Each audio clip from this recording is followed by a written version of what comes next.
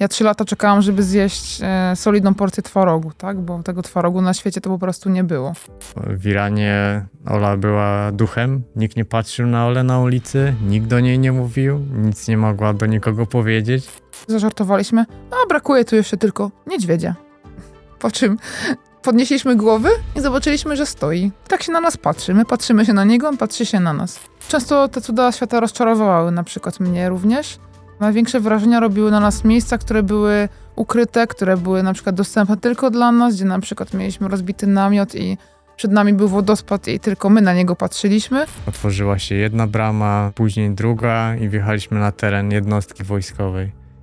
Zostaliśmy poproszeni o stanięcie przy białej ścianie. I widać było, że jest bieda, aż piszczy i dawał nam obiad. To ja miałam takie najpierw, dobra, stop, zatrzymaj się. Ty pomyśl, czy ta osoba ma na obiad i czy ona nie oddaje ci swojej porcji.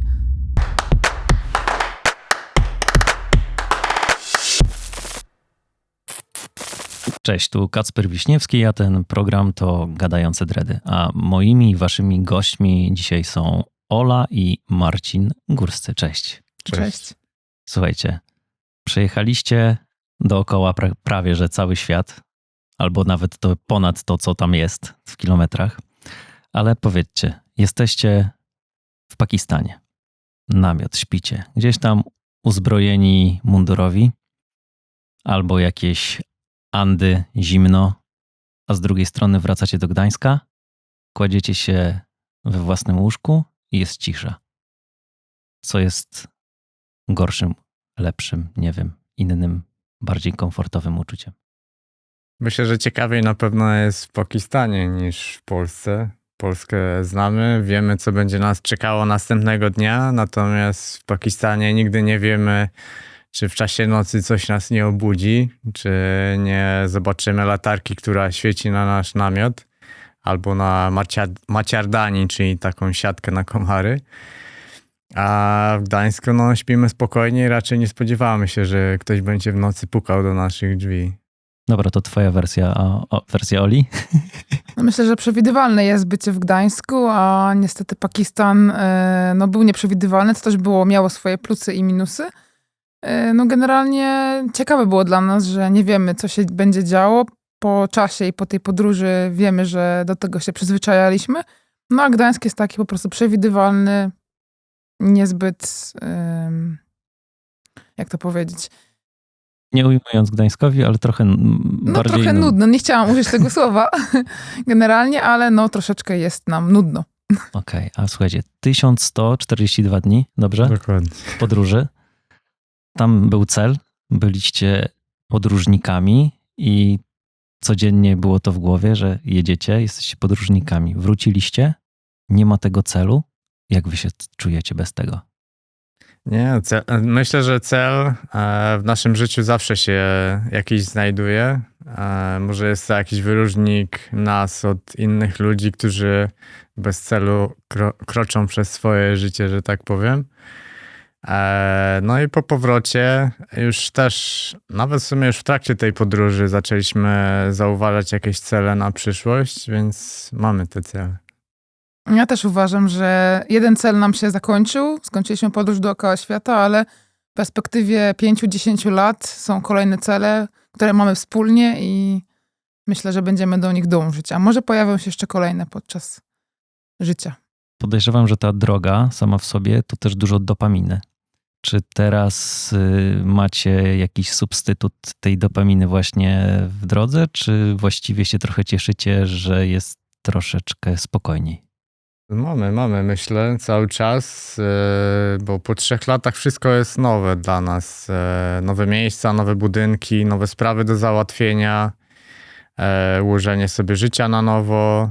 To w dalszym ciągu jest jakaś dopamina, no i korzystamy też trochę właśnie z zaproszeń jak tutaj do ciebie, czy też do telewizji, więc cały czas dajemy sobie trochę dopaminy do naszego życia.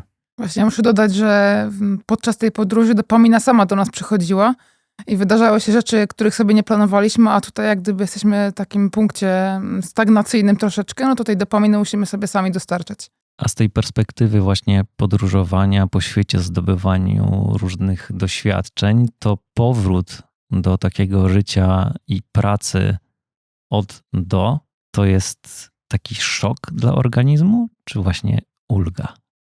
No, praca od domu ma swoje też dobre strony i złe. Może w podróży troszeczkę nie było tego czekania na poniedziałek czy piątek, bo cały czas było coś ciekawego, co się działo. Ale zanim wyjechaliśmy, no ja ze swojej perspektywy mogę powiedzieć, że bardzo lubiłam swoją pracę. No tak, bo pracowałeś w przedszkolu wtedy. Tak. Miałam kontakt z dziećmi, z rodzicami i bardzo lubiłam tą pracę. No i od września wracam również w tory poniedziałek, piątek, ale nie uważam tego za smutny obowiązek, tylko raczej zaczyna się nowa przygoda, która miała po prostu 3-letnią przerwę. A ty, Marcin? Dokładnie. Jak Ola powiedziała, życie powinno być przygodą i tak powinniśmy je traktować. Każde jakieś problemy to nie powinno być zmartwienie, a jakieś wyzwanie i challenge dla samego siebie. Taki element przygody w życiu, więc tak jak wcześniej mieliśmy inne przygody, inne wyzwania, no tak samo teraz sobie, nie powiem, że szukamy wyzwań i przygód, bo nazwałem je przeszkodami, ale no, traktujemy życie jak przygodę, tak? Żeby je przeżyć w ciekawy sposób i w sumie to też był powód, dla którego wyjechaliśmy. No żeby tak, mieć bo to przygodę. ponad 3 lata w drodze, no to taki pomysł też się nie bierze właśnie znikąd i wymaga chyba bardzo dużego i przemyślanego przygotowania.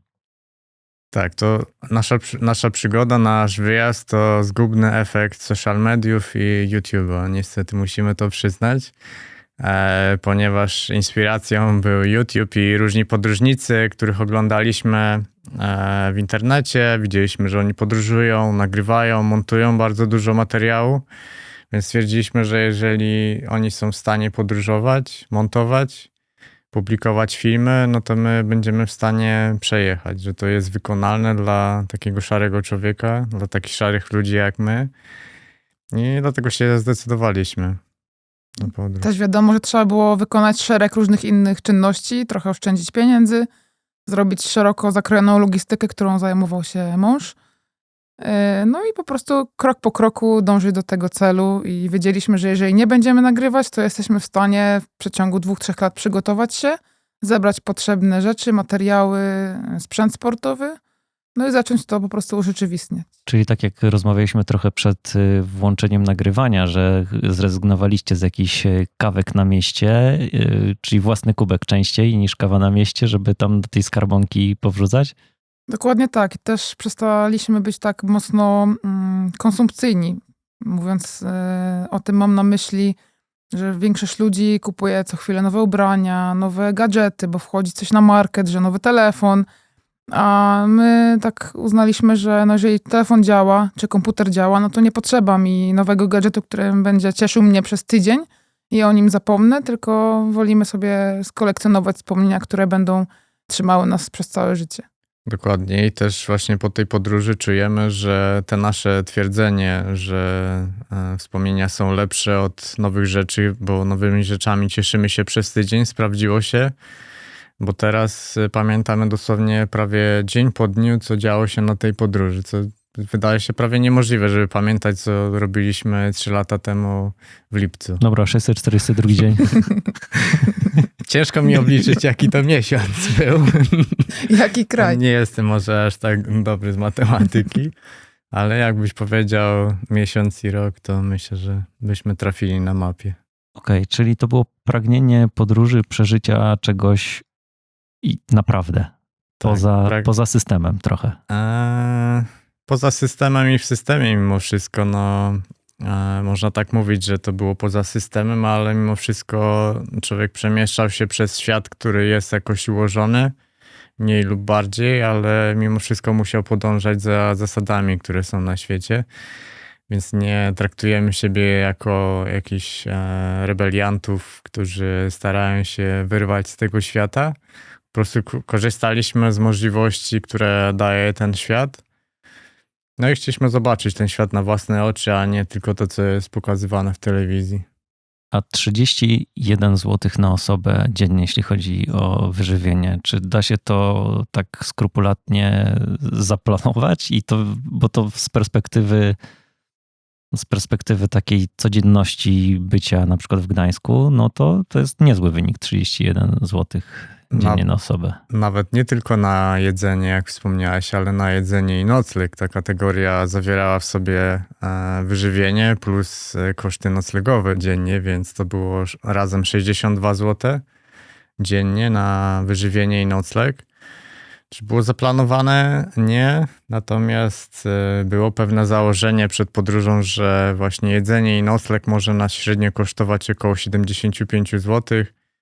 A więc to użyłem do budżetowania całej podróży. Oprócz tego oczywiście inne elementy były szacowane, czy też bliżej weryfikowane, jak koszty wiz, koszty lotów. No i tak też powstał cały budżet, żeby zweryfikować, czy jesteśmy w stanie tą podróż sfinansować. Bo takie też było nasze założenie pierwotnie, żeby mimo wszystko opierać się na swoich pieniądzach, wyruszyć w miarę z pewnością, że będziemy mogli dokończyć tą podróż. Ale zakładaliście od samego początku, że też będziecie korzystać z jakiegoś crowdfundingu? Czy to się pojawiło w trakcie?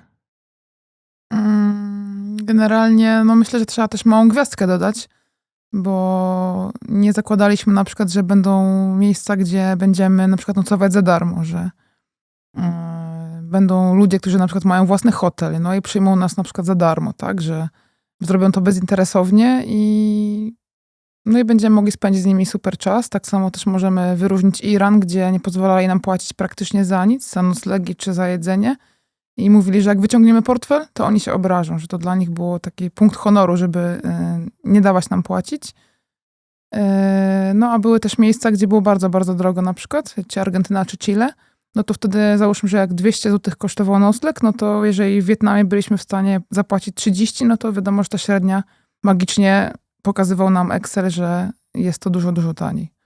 Ale też myślę, że nie doceniliśmy mocy wsparcia, jakie możemy otrzymać również od Polaków i naszych obserwatorów, więc to było niedoszacowane po czasie. Jak jakieś wnioski wyciągamy po tej podróży, co można było zrobić inaczej, to właśnie między innymi to, że bardziej się promować i bardziej, nie powiem liczyć na wsparcie, bo tak jak wspomniałem wcześniej, oszacowaliśmy mniej więcej, czy stać nas samodzielnie, żeby rozpocząć i ukończyć tą podróż.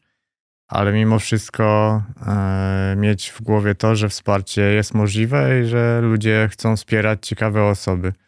I że grosz do grosza, czyli właśnie brak kawki w naszym przypadku pozwolił na oszczędności. I tak samo z drugiej strony kawki od osób, bo między innymi wspieraliśmy się serwisem Buy Coffee.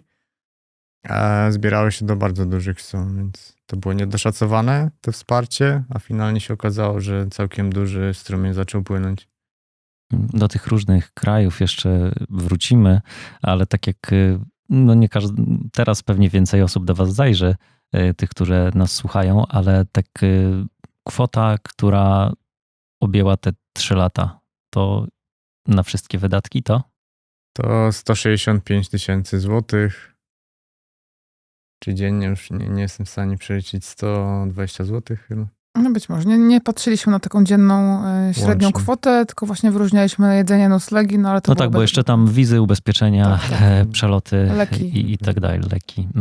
Dobra, to jeszcze jesteśmy chwilę przed wyjazdem waszym w tej historii. To jest taki aspekt chyba, który no, każdy sobie rozpatruje i chyba, że ktoś się zderza z tym dopiero po podjęciu decyzji. Jak wasi bliscy w ogóle zareagowali, że no powiedzieliście: słuchajcie, no widzimy się za 3 lata.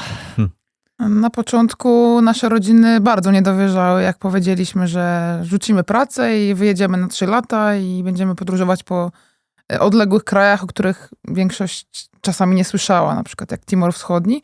Ale myślę, że jak zaczęli obserwować, że przygotowujemy te rzeczy, wyprzedajemy te, których już nie potrzebujemy i przedstawiamy taki no, bardziej szczegółowy plan tego, jak to będzie wyglądało, że będziemy się starali bezpiecznie wszystko planować, nie będziemy wchodzili w jakieś konflikty, gdzie kraje są na przykład zamknięte lub jest ciężko się dostać, no to na przykład już zaczęli myśleć o tym, że my to naprawdę zrobimy. A w późniejszym czasie zaczęli zauważać, że dobrze nam idzie, nie powiem jakoś nam idzie, ale dobrze nam idzie i przestali tak się obawiać o nasze bezpieczeństwo, o to, czy sobie poradzimy, czy ta podróż się uda i będzie wykonana przez nas. To też ciekawe, że bardzo telewizja wpływała na nasze rodziny, ponieważ słyszeli o krajach, o których się głośno mówi, że są niebezpieczne i tam możemy zostać porwani, zabici lub nie wiem, sprzedani na organy. A tak naprawdę paradoksalnie zupełnie inne kraje były super niebezpieczne, ale w mediach jest o nich cisza. Więc ta to było też narracja takie, jest tak, bardzo istotna. dokładnie, więc tak Niestety. było to tak widoczne, nie? Że dopiero później opowiadaliśmy im te historie, oni nie byli świadomi, że w innym zupełnie miejscu niż się spodziewali było niebezpieczeństwo. Słuchajcie, no jesteśmy w zbliżonym wieku, powiedzmy. Tutaj taki fakt, że z Marcinem chodziliśmy do klasy, do liceum razem, więc się już trochę lat znamy. I wiecie, no z mojej perspektywy, no to jest taki czas jeszcze w naszej kulturze często rodziny pytają, no to kiedy ślub, potem kiedy dzieci i tak dalej, a wy tutaj trochę, nie wiem, czy to przesunęliście ten etap, nie wiem, bycia rodzicami, czy w ogóle tego nie planujecie, czy się pojawiały w ogóle takie pytania na zasadzie, wiecie, no znikacie na 3 lata, no a kiedy dzieci? No bo w sumie my to już chcemy zostać babciami, dziadkami i trochę nam się z tego powodu to na przykład nie podoba.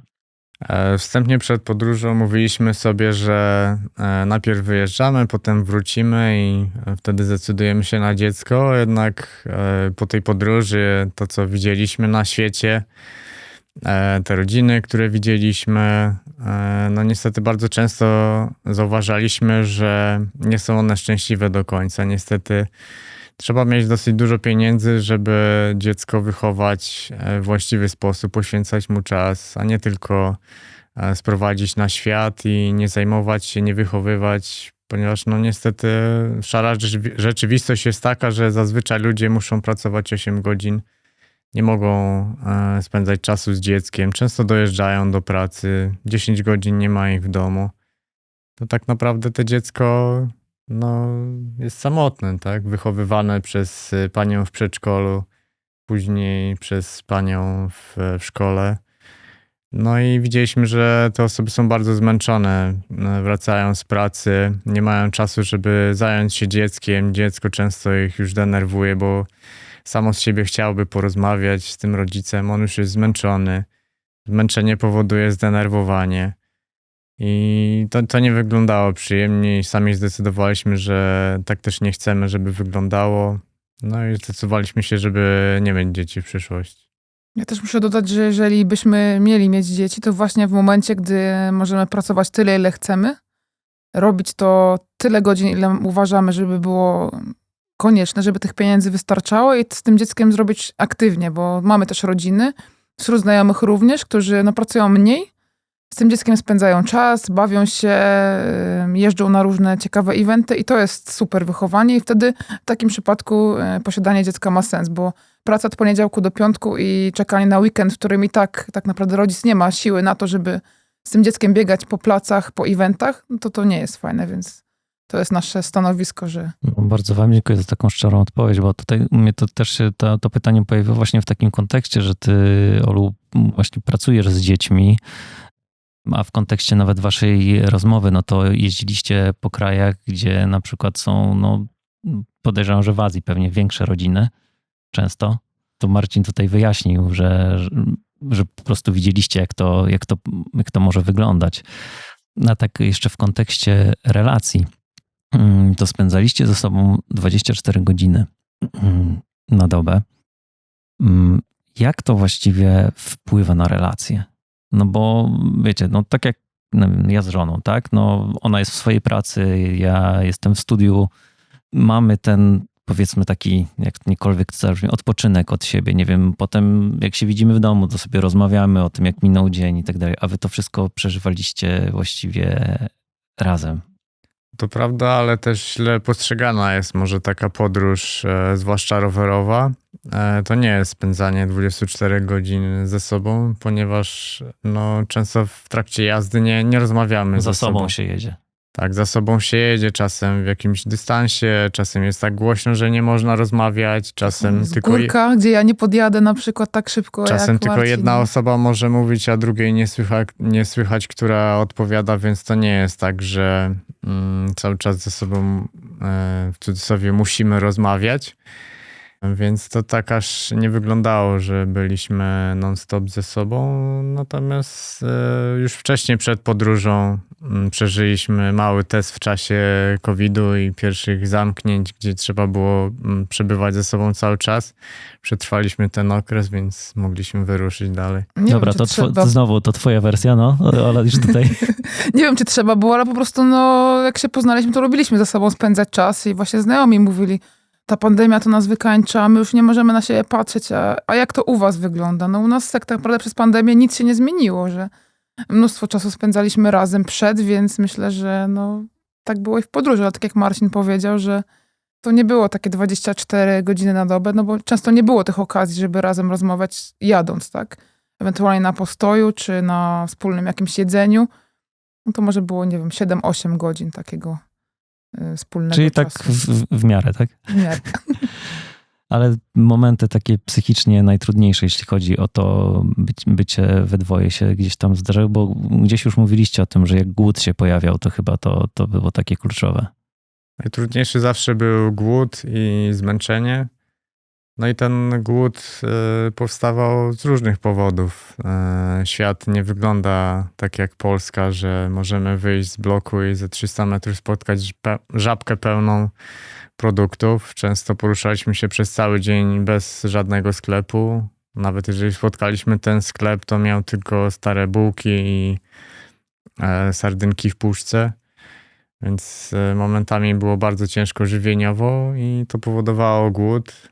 Człowiek jest głodny, jest zdenerwowany i przez to mniej miły dla swojego partnera. Off the record mówiliśmy, że to ty tak na głód reagujesz, a tutaj Ola się uśmiecha. Widzę, że tutaj może jakaś jest inna wersja. Kiedy ty byłaś najbardziej taka wyprowadzona z równowagi? No generalnie ja wytrzymuję więcej, że tak powiem. Ten głód mnie tak nie dopada. Mogłabym jechać cały dzień na rowerze i nie jestem z tego powodu jakaś zdenerwowana, ale faktycznie jeżeli jakaś pogoda jeszcze słabsza była, czy deszcz, lub jakaś taka ciężka miejscówka. Morale spadało. Tak, to morale spadało, ale wiedziałam, że mogę liczyć na Marcina, który nas wyratuje z tej opresji i znajdzie nam jakieś inne miejsce. Na przykład na nocleg. Okej. A powiedzcie jeszcze tak w kontekście, no bo zdecydowanie dużo przespaliście w namiocie podczas podróży. Pamiętacie, ile tam było? Około 45%, czyli około 480 dni. No, więc prawie 500 nocy gdzieś tam w namiocie. I tak sobie myślę, że wiecie, jesteście małżeństwem i czy na przykład postrzeganie fizyczności też i takiej bliskości wam się zmieniło w trakcie tej podróży? No bo raz, że spędzaliście dużo czasu ze sobą, dwa właśnie te takie niewygody i różne perypetie, które się tam zdarzały, czy to w ogóle zmieniło wam właśnie postrzeganie siebie nawzajem? Myślę, że nie. Myślę, że cały czas byliśmy blisko ze sobą. Myślę, że ta podróż bardziej zmieniła nasze własne podejście do własnego ciała, żeby je doceniać, żeby o nie dbać tak nawzajem wobec siebie, to raczej nic się nie zmieniło, bo byliśmy cały czas blisko siebie. Ale też myślę, że strefa komfortu na przykład bardzo się nam obniżyła w trakcie tej podróży. Wiadomo, że wyszliśmy z domu, gdzie była ciepła woda, gdzie był prysznic, gdzie było jedzenie w każdym momencie. I to jak gdyby spadała ta strefa komfortu, a bliskość jak gdyby nie zmieniała się, bo adaptowaliśmy się do tego, że na przykład nie możemy się umyć albo stać pod prysznicem 15 minut, czy zjeść ulubionej kanapki. No nie zawsze w podróży można wziąć prysznic, nie? Nie zawsze można, nie wiem, czuć się tak komfortowo, że nie wiem, każdy zakamarek ciała jest po prostu umyty i się czuje świeżo, szczególnie jak się jedzie na rowerze, nie wiem, w deszczu, gdzie jest jakieś błoto i tak dalej. Czy to było dla was trudne, czy to łatwo się do tego przyzwyczaić? Byliśmy tego świadomi, że tak będzie. Może tak odpowiem. Wiedzieliśmy, że tak wygląda podróż dookoła świata, że człowiek nie myje się tak często, jakby chciał. Myślę, że też człowiek nie musi się myć tak często, jak niektórzy sobie wyobrażają. jeżeli nic złego się nie dzieje w tym czasie. Więc to bardziej kwestia psychiki niż chorób, które mogą w trakcie się wydarzyć. Ale wiadomo, że były takie substytuty, jak na przykład nie było wystarczającej ilości wody, no to były jakieś mokre chusteczki, czy jakieś inne rzeczy, którymi sobie radziliśmy. Jeżeli była perspektywa, że ja mam litr wody i albo umyję sobie nogi, albo wypiję herbatę, gdzie jest zimno. To miałaś czyste nogi? Nie.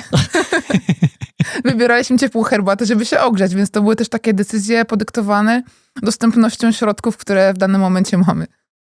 No tak, no bo teraz tak sobie myślę, nie? Że jedziesz sobie i no, nie masz jakiegoś tam sklepu co za rogiem i musisz sobie racjonować też wszystko, co masz ze sobą. Bo Tak. to zapotrzebowanie też w sumie mieliście dosyć spore, jeśli chodzi o energię, o kalorie, nie? No energia i kalorie tak, ale takich rejonów, gdzie trzeba było racjonować, to było niezbyt dużo, znaczy trochę ich było, ale też wcześniej o tym wiedzieliśmy, więc staraliśmy się to jedzenie ze sobą zabierać, żeby mieć zawsze coś awaryjnego. Znaczy nie zawsze się udało to A mieliście wykonać. tak, że właściwie zabrakło wam tego jedzenia, picia i tak myśleliście, co tu zrobić? Już szukaliście jakichś robaczków pod... Nie, no kamieniami? jedzenia nie brakowało nam, no mogliśmy czuć głód, że na przykład nie było dostępności, ale nie tak, że po prostu już nie byliśmy w stanie dalej jechać. Myślę, że kilka momentów takiej granicy wody nam się mogło zdarzyć, ale wtedy prosiliśmy o tą wodę lub no, staraliśmy się ją jakoś zdobyć. A takie właśnie kwestia lekarzy, no nie wiem, chociażby ginekologa. Czy podczas podróży miałaś takie sytuacje, że musiałaś, nie wiem, szukać takiej pomocy, tak miałaś taką potrzebę, żeby skorzystać? No muszę powiedzieć, że jestem szczęściarą, bo przez tę całą podróż tylko kręgosłup na przykład mnie zawodził. Nie, to rzeczywiście, tylko to jest szczęście jak nic. Ale no nie musiałam jakiejś pilnej pomocy, nie byliśmy hospitalizowani, no nie badaliśmy się tak, szczerze mówiąc, podczas tego czasu, no i mam nadzieję, że jesteśmy zdrowi, jesteśmy w trakcie badań. No bo wiecie, bo ja na przykład w tym czasie, tych 3 lat, to nie wiem, usunąłem 3 ósemki, miałem jakieś leczenie kanałowe i generalnie leczenie zębów i tak jak właściwie przygotowywałem się, tak myślałem o was, kurde, ale tak wiecie, jedziecie gdzieś tam, jesteście w Indiach, nie wiem, gdziekolwiek, tak? I nagle to idziecie do Kowala, nie wiem, no... Czy szukacie w mieście jakimś większym dentysty, czy udało wam się bez tego? Tak, udało nam się ominąć lekarzy. Tylko raz była sytuacja, gdzie, nie wiem, wpadła plomba, albo coś się wydarzyło, że okej. tak bardzo bolało mnie ząb, ale to była Argentyna. No i na szczęście byliśmy przed dużym miastem i udało się tak na ad hoc złapać lekarza, ale to był jeden taki przypadek, gdzie ta pomoc była, że tak powiem, potrzebna na już. No dobra, ty coś tam sobie robiłeś z tymi żebrami, nie? To były historie. Tak, 2 razy pękło mi żebro, 2 razy z mojej winy. No dobra, jak można sobie Niestety. pęknąć żebro? Weź tutaj opowiedz. Można pęknąć sobie żebro podczas składania roweru na lotnisku, kiedy nieopatrznie dociśnie się przednie koło zbyt mocno do klatki piersiowej i wtedy można poczuć pęknięcie żebra. Na szczęście było to delikatne pęknięcie. Wiedziałem, że to było w tym momencie. Trzeba po prostu przejść to. Samo się zagoiło? Tak, ze względu na to, że takie pęknięcie no, nie ma szansy na żadną inną interwencję lekarską poza tabletkami przeciwbólowymi, więc nie było sensu robić paniki z tego. Że trzeba dodać, że to wydarzyło się, jak przemierzaliśmy australijski outback, czyli pustynię, gdzie nie mieliśmy dostępu, żeby od razu udać się do lekarza.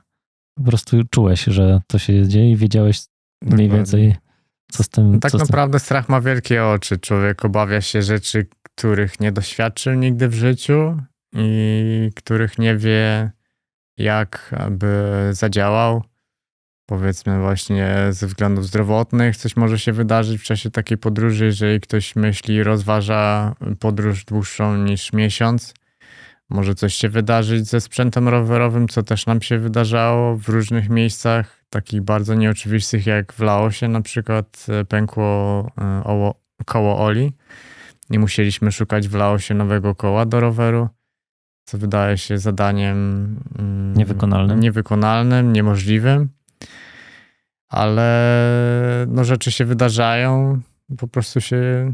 No tak, a nie byliście w stanie zabrać 2 rowerów zapasowych, nie? Chyba, żebyście jechali z jakąś tam przyczepką na sprzęt, co by was trochę jednak opóźniało. Tak, w rowerze wszystko, co mogło się popsuć, to myślę, że nam się popsuło w czasie tej podróży, więc nie mogliśmy zabrać trzeciego roweru, żeby ciągnąć za sobą na wymianę. Ale rowery wróciły te same, czy te same ramy tylko wróciły? Tylko te same ramy i te same kierownice. Wszystko jest nowe. Znaczy też to wynikało z użycia, bo Dokładnie. nie można powiedzieć, że wszystko nam się zepsuło, bo trzeba było wymienić pedały, łańcuchy, kasety, wszystkie części. Co też ma swoją żywotność. Tak. I tak uważam, że jedna kaseta wytrzymała 47 000 kilometrów, więc to jest rekord, gdzie normalnie kaseta po 20 powinna być wymieniana. 20 000. No i gdzie ci sponsorzy? No z tych kawek, które wpadały, to część środków przeznaczaliśmy Dokładnie. właśnie na jakieś sprzęty, tak? Więc To bardziej chodzi, wiesz, no kurczę, tu reklamujecie 47 000, no to może do producenta warto by było się gdzieś tam odezwać. Jak już jesteśmy przy takich sytuacjach, bo 2 razy mówiłeś żebro, raz Australia, a drugi raz?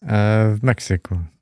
I to samo przy składaniu? Nie, tym razem w basenie, po prostu przy wychodzeniu z basenu nieopatrznie poślizgnąłem się i Okej, bo wiesz, jak wracasz po 3 latach jazdy rowerem, no 2 razy miałem pęknięte żebro, no to już sobie wyobrażam, że tam spadłeś z jakiejś góry, z czegoś, tam z jakieś urwisko, cokolwiek, a tutaj no takie przyziemne sytuacje. Tak, niestety wypadki zazwyczaj zdarzają się w sytuacjach takich nieoczekiwanych, nie w momencie, w którym człowiek ma pełną koncentrację, tylko w momencie, kiedy straci tą koncentrację, tak. Czyli nie na rowerze podczas jazdy wszystko się działo, tylko poza rowerem.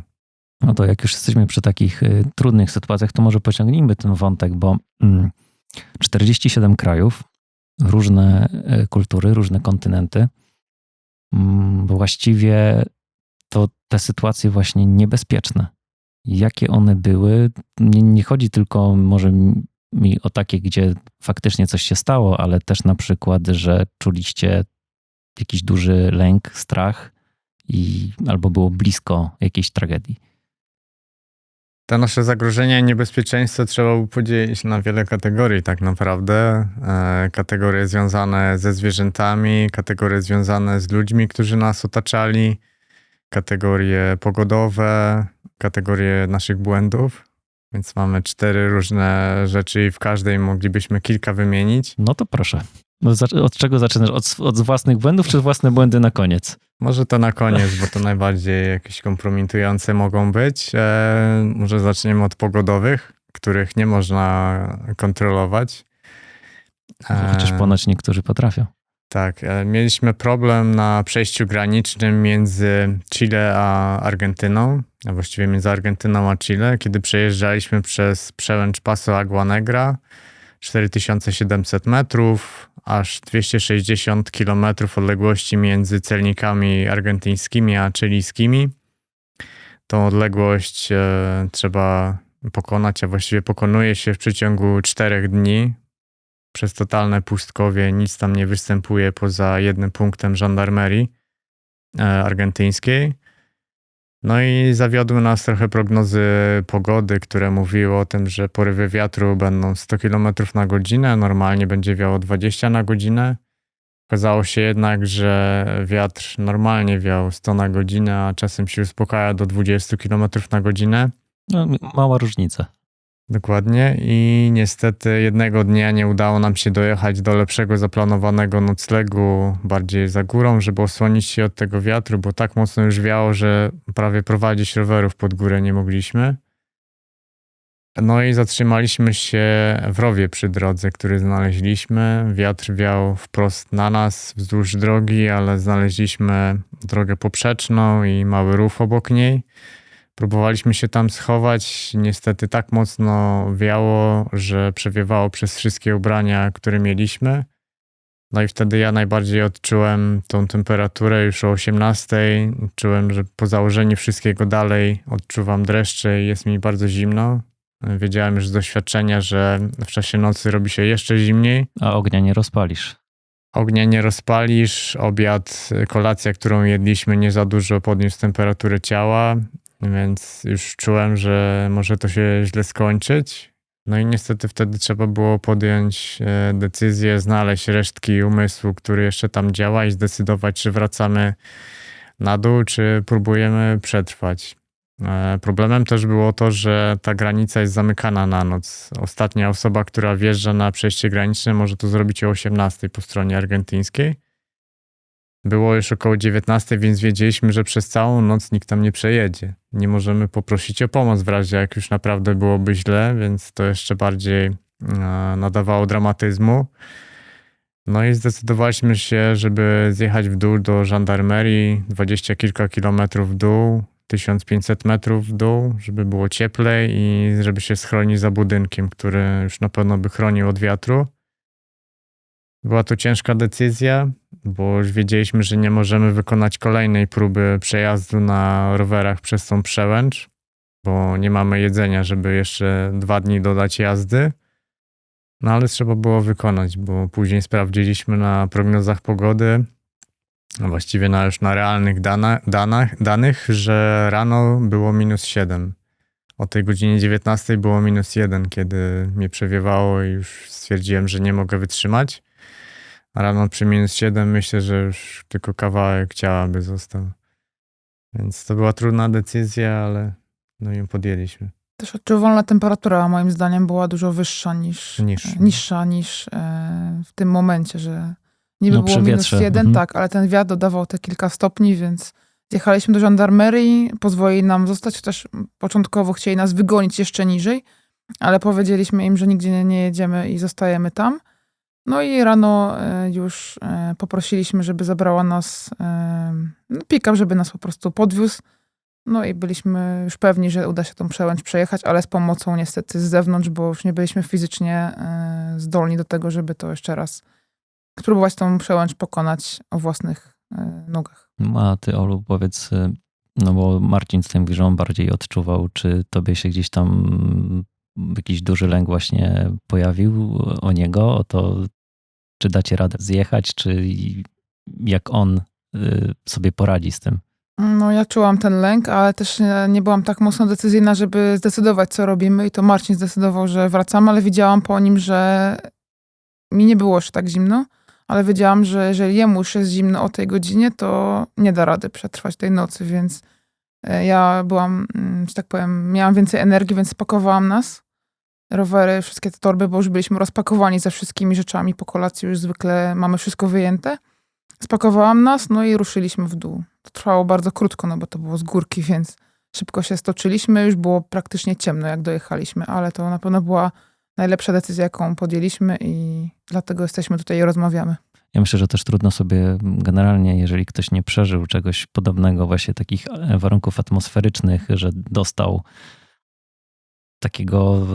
takiej niemocy trochę ze względu właśnie, nie wiem, na wychłodzenie i nie wiem, na wiatry i tak dalej. Ja kiedyś tak miałem, jak szedłem w zaspach śniegu i był taki wiatr i ja miałem, nie wiem, tam może z 200 metrów do mieszkania. To było już ładnych parę lat temu jeszcze na studiach, ale że właśnie wtedy mi się tak obudziło, że jejku, jakby tak było jeszcze -20 stopni, jeszcze większy wiatr, to ja bym nie doszedł po prostu, nie? Nie dałbym rady. Myślę, że to mogły być jakieś początki już hipotermii, że to już jak gdyby Marcin mógł wpadać już w ten moment, bo ciężko było też z nim się porozumieć. Podjął tą decyzję, że spakuj nas i jedziemy, ale widziałam, że już jest kontakt utrudniony, więc nie skończyłoby się to na pewno dobrze. Ale tak finalnie ci mundurowi tak zaopiekowali się wami, czy tylko dali wam po prostu miejsce? Ciężko powiedzieć, że zaopiekowali się, bo zgodzili się na początku, że możecie tutaj namiot położyć sobie w ogrodzie, po czym zanalizowali tę sprawę, chcieli nas wygonić, ale to miejsce, gdzie nie wiało na nas, było finalnie już wystarczające. Tak, to było już wystarczające, żebyśmy mogli przetrwać noc. Tak, nie wiało i było około 6 stopni więcej, więc to już naprawdę czuliśmy, że jest gorąco. Pogoda jeszcze tutaj wam gdzieś takiego... Może zwierzęta? To już może żona opowie, jak mieliśmy sytuację w Turcji w górach. Tak, byliśmy na wysokości 1700 metrów nad poziomem morza. Wybraliśmy sobie miejsce na namiot przy górkach. No i jeszcze wzięliśmy prysznic, mieliśmy dużo wody, bo był też strumień, to się po prostu umyliśmy. No i ważnym elementem jest to, że myliśmy się żelem o zapachu owoców leśnych. Zrobiliśmy kolację, siedliśmy przy namiocie, no i tak rozmawiamy i nagle zażartowaliśmy, brakuje tu jeszcze tylko niedźwiedzia. Po czym podnieśliśmy głowy i zobaczyliśmy, że stoi tak przed nami, nie wiem, z 20 metrów centralnie przed nami i tak się na nas patrzy. My patrzymy się na niego, on patrzy się na nas. No i po czasie odbiegu ale jeszcze zdążyliśmy kawałkiem sił wziąć telefon i nagrać po prostu jak odbiega. No i analizowaliśmy, co się wydarzyło, no i doszliśmy do wniosku, że ten niedźwiedź po prostu poczuł zapach owoców leśnych i stanął dosłownie w tym miejscu, gdzie się myliśmy, więc po prostu ten zapach go przywiódł, ale nie był głodny, był może nastoletnim niedźwiedziem, nie był dorosłym i po prostu wszystko się Czyli mieliście skończyło jakiś dobrze. żel z naturalnych składników chyba po prostu. Ekologicznie. No i później byliśmy tak trochę przerażeni tym sytuacją, bo zastanawialiśmy się... Czy się nie zwijać pewnie.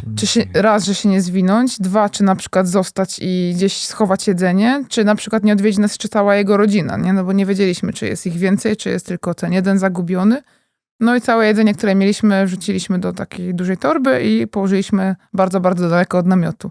I jak słabo spaliśmy tej nocy, no bo było nasłuchiwanie, jak były jakieś szelesty, albo Albo któryś z was, nie wiem, czy chrapie, czy nie, to wtedy pewnie było przerażenie, że to tak, niedźwiedź. tak się zbudziliśmy, to tylko może to niedźwiedź, nie? Ale noc była słaba, ale niedźwiedź już nas nie odwiedził, więc wszystko się skończyło dobrze. Myślałem, że nie wiem, że boksowaliście się z kangurami w Australii, bo tam aż 3 miesiące były, więc Tak, i te memy są prawdziwe, tak? To naprawdę widzieliśmy takie kangury, które walczą ze sobą, takie umięśnione, walczące dwumetrowe kangury ze sobą. Że ten ogon to był dosłownie tak gruby, że nie wiem, no ale ludzie byli też na przykład nieodpowiedzialni, no bo nam mówili, że nie wolno się zbliżać, że nie wolno ich niepokoić, a były osoby, które były tak odważne, to taka odważna głupota, powiedziałabym. Na przykład jak te kangury leżały na jakiejś trawie, to te osoby się kładły obok nich i robiły taką samą pozę. Gdzie to było naszym zdaniem mało odpowiedzialne. Także ale myślę, że każda szerokość geograficzna tutaj ma takie osobniki, bo chociażby tutaj w parku Regana rodziny z dziećmi sobie do rodziny dzików podchodzą robić zdjęcia, więc jakby ludzie są podobni, powiedzmy, w wielu kwestiach. Jeszcze bym chyba dodała ze zwierząt takich niebezpiecznych, to chyba mrówki, ale to w Tajlandii. Że one były dosłownie żarłoczne, że zdarzało się, że na przykład wyżarały dziury w namiocie. Naprawdę, no i jest jakiś typ namiotu, to może ty pamiętasz dokładnie, jaki to jest? Mrówki bardzo lubią namioty marki MSR, także nie polecamy namiotów MSR. W sensie tam, gdzie są mrówki, tak? W Tajlandii, tak. Mrówki nie są na świecie takie same, także w Tajlandii były najgorsze. Aczkolwiek ogólnie też nie polecamy tej marki. Widzieliśmy z Tajlandii dużo zdjęć, gdzie mrówki dosłownie bok namiotu zjadły. Nie wiem dlaczego lubią ten plastik, z którego jest zrobiony namiot MSR, więc tam wyjadają. No i mieliśmy podobną sytuację z naszym namiotem, ale nie, że zjadły materiał, tylko chciały się dostać do środka, no. Do środka, ponieważ mieliśmy trochę brudnej miski po kolacji w środku namiotu, zamkniętym oczywiście namiocie, ale się okazało, że mrówki same sobie znalazły drogę do środka i wygryzły kawałek ściany namiotu. I w pewnym momencie w nocy się budzę, mam wrażenie, że coś po mnie chodzi. Zapalam latarkę, a tam 1000 mrówek po moich nogach chodzi. Ale tylko po Marcinie chodziły. A, to poszłaś spać dalej, tak? Do drugi boki. Nie no, zaczęliśmy je wszystkie wyganiać i robić taką, że tak powiem... No dobra, ale wyganiać, to proszę wyjść, czy raczej cały namiot w ogóle i tam... Najpierw staraliśmy się, żeby opuściły Marcina, żeby z niego zdjąć i potem wszystko wyciągaliśmy, żeby pozbyć się w ogóle wszystkich mrówek i jedzenie wystawić gdzieś, powiesić na drzewie, nie? Ojej, ale to co, zalepialiście potem tą dziurę, że znaleźliście ją od razu, czy to potem w ogóle wyszło śledztwo? Dziur Nie. tak naprawdę dużo już było na tamten moment, ale znalazły jeszcze inną. Nie zalepialiśmy, także problem z dziurami był w innym momencie, jak na przykład padało, bo wtedy mieliśmy mokro w środku namiotu, ale to może na inną historię. Ale tajlandzkie mrówki pamiętamy do dzisiaj i byłyby naprawdę żarłoczne. Jeszcze jakieś zwierzęta wam dokuczały? Tak. Czy wy im? Mieliśmy problemy z małpami, które uważamy za dosyć niebezpieczne zwierzęta, ponieważ często przenoszą wściekliznę. I bardzo uważaliśmy na małpy, żeby żadna nas nie zadrapała. W pewnym momencie było bardzo blisko, znowu zdarzenie na granicy, tym razem między Tajlandią i Malezją. Zbliżając się do granicy, albo może już nawet po kontroli granicznej, widzieliśmy na takim betonowym ogrodzeniu po lewej stronie drogi tam był ruch lewostronny, więc jechaliśmy blisko tego murku. Widzieliśmy bardzo dużo małp siedzących na tym murze i nas obserwujących. W pozycjach startowych. Prawie w pozycjach startowych. Ja widziałem z daleka, że się szczerzą, że są bardzo zdenerwowane z jakiegoś powodu. Ola jeszcze tego nie widziała i nagrywała film, że tak ładnie małpy pozują na tym ogrodzeniu. No i w pewnym momencie jedna z tych małp, taka największa, prawdopodobnie ojciec albo przywódca stada, skoczył na mój rower. Skoczył tak wprost na mnie. Ja widziałem te małpy, więc już troszeczkę się oddaliłem od lewej krawędzi. I na szczęście udało mi się ominąć. W momencie, kiedy skoczył, ja troszeczkę odjechałem i nie zaatakował mnie. Natomiast następna była Ola, która jechała wprost na tego przywódcę stada i nagranie urywa się w takim pięknym momencie, kiedy małpa skacze do Oli, a kamera opada w dół. Na szczęście nic się nie stało. Nie wiem jakim cudem, ale Ola ominęła tą małpę. No i nic się nie stało. Dopiero później zorientowaliśmy się, dlaczego te małpy były takie zdenerwowane, ponieważ kilka metrów dalej zobaczyliśmy martwą małpkę, która została przejechana przez samochody. No i po prostu rodzina chciała się na kimś zemścić za śmierć członka rodziny. I uznali, że to byliśmy my po prostu, że to nie samochód, zabił ją samochód, a one myślały, że to my, bo może nie widziały tego momentu, więc padliśmy tak rykoszetem nam się oberwało. Na szczęście małpy nas nie ugryzły. Tak, po tym wydarzeniu już wiedzieliśmy, że małpy mogą być groźne i agresywne i w Indonezji, kiedy na Sumatrze przemieszczaliśmy się na jednym z podjazdów, tam ludzie niestety dokarmiają małpy, rzucają z samochodów jedzenie. No i te inne małpy oczekiwały, że my też damy jedzenie. My niestety nie poruszamy się tak szybko jak samochód, nie mamy karoserii wokół siebie i było to trochę dla nas niebezpieczne, kiedy na podjeździe jadąc 6-10 km na godzinę widzimy przed sobą cały szpaler małp, wręcz zastawiających drogę i żądających jedzenia.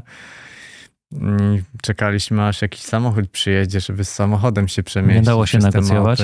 Nie dało się niestety negocjować, bo widzieliśmy, jak na niektóre samochody te małpy wręcz wchodziły, tak? No skakały dosłownie do okien, nie? Tak, do okien. Także No tak, trochę kilogramów jednak jeszcze jak skacze z taką siłą uderzy, no to w sumie mogło was przewrócić, nie? Tak, był to też inny gatunek. Niestety nie pamiętamy nazwy, ale to był inny gatunek niż najbardziej typowe makaki znane z Bali, czy też właśnie z Tajlandii. To były większe małpy, które... Ja bym oceniła, że to były pawiany, bo one miały chyba tą pupę różową, pawiany, więc to no. być może były pawiane. No ale byliśmy tak zszokowani, tak sparaliżowani, żeby tylko przejść obok nich niezauważonymi, że no nie zwracaliśmy tak bardzo uwagi.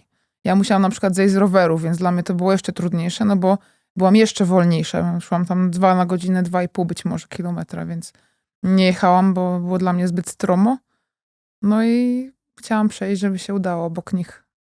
Bez szwanku, bez zadrapania, bo tam, żeby na mnie skoczyła, to nie mam z tym problemu, ale baliśmy się, że po prostu Otoczą was? zadrapie. Nie, że Że zadrapie i no jakby będzie kontakt z krwią, no i wtedy trzeba szukać szybko szczepionki, bo być może ona ma wściekliznę. No a wścieklizna jest 100% śmiertelną chorobą, więc... Jeżeli się rozwinie. Tak. Też dodamy, że tak naprawdę szczepienie na wściekliznę nie chroni przed chorobą samą, jedynie daje więcej czasu na to, żeby przyjąć kolejne leczenie. Więc i tak czy tak, nawet po szczepieniu, jeżeli byśmy je w Polsce wykonali na wściekliznę, i tak musielibyśmy udać się do lekarza. I przyjąć wszystkie dawki, bo tak jest 24 godziny od momentu ugryzienia, a w momencie, jeżeli ktoś jest zaszczepiony, to jest 48 godzin. Szczególnie jak się poruszaliście rowerami, to dużo zmienia. Bardzo. I tak i nie, bo każdy problem ma swoje rozwiązanie. Można rower zostawić, złapać stopa. Świat jest bardziej bezpieczny niż tak naprawdę sobie wyobrażamy. Nawet w takiej Indonezji na wyspie Sumatra, która stąd z Polski wydaje się super odległa, super dzika, super niebezpieczna, zawsze znajdzie się jakiś szpital, jakiś lekarz, jakaś pomoc. To nie Sahara jednak. Czy jeszcze ze zwierzętami coś było? Chyba nie. Jeszcze, przepraszam, agresywne psy. To jest tak. też ogromny, są w sumie w kontekście wścieklizny również. W Peru psy były najbardziej agresywne ze wszystkich krajów. No i też tam, jak sprawdzaliśmy sobie statystyki, to w 2002 roku był ostatni przypadek w Polsce, jeżeli ktoś tam był przypadek wścieklizny, a w Peru każdego roku ktoś umierał. I nawet w 2026 roku były śmiertelne przypadki śmierci ludzi, czy w 26, czy w wcześniejszych latach. W Peru byliśmy trochę wcześniej i tam był też taki problem, że te psy biegały wszędzie. To nie tak jak jest w Polsce, że każdy ma ogródek. Jeżeli ma agresywnego psa, to jest brama i ten pies do tej bramy sobie szczeka. A w Peru było tak, że te przestrzenie były otwarte i te psy po prostu wybiegały do nas i były tak mocno agresywne, że nawet w momencie rzucania w nich kamieniami te psy dalej szczekały i dalej się zbliżały i mieliśmy sytuację, gdzie praktycznie były przy nogach i były tak agresywne, że na bank mogły być chore. Jeszcze gorszym aspektem było to, że właściciele, jeżeli byli blisko tych psów, które wybiegały z bram, to nie reagowali. To było tylko haha, don't worry, it's safe. Ja mówię, no nie jest bezpiecznie, bo jak mnie ugryzie, to ja nie wiem, czy ty masz szczepionego tego psa, więc było to też stresujące. Jak widzieliśmy gdzieś jakiegoś psa, to tylko już były kamienie przygotowane w torbie i czekały tylko na rzucanie. A jak jesteśmy przy tych szczepieniach, to może tak zejdźmy na chwilę z tych niebezpiecznych sytuacji, no bo to trochę jest takie zapobieganie tym sytuacjom.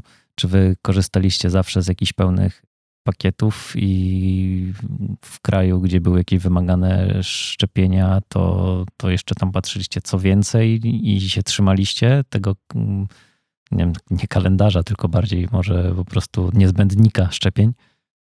Myślę, że tak, ale też nie przypominam sobie jakichś dodatkowych szczepień, które można by było wykonać jakieś mniej znane i nieobecne w powszechnej świadomości. W powszechnej świadomości myślę, że jest znany tężec, dur brzuszny, polio cholera i cholera.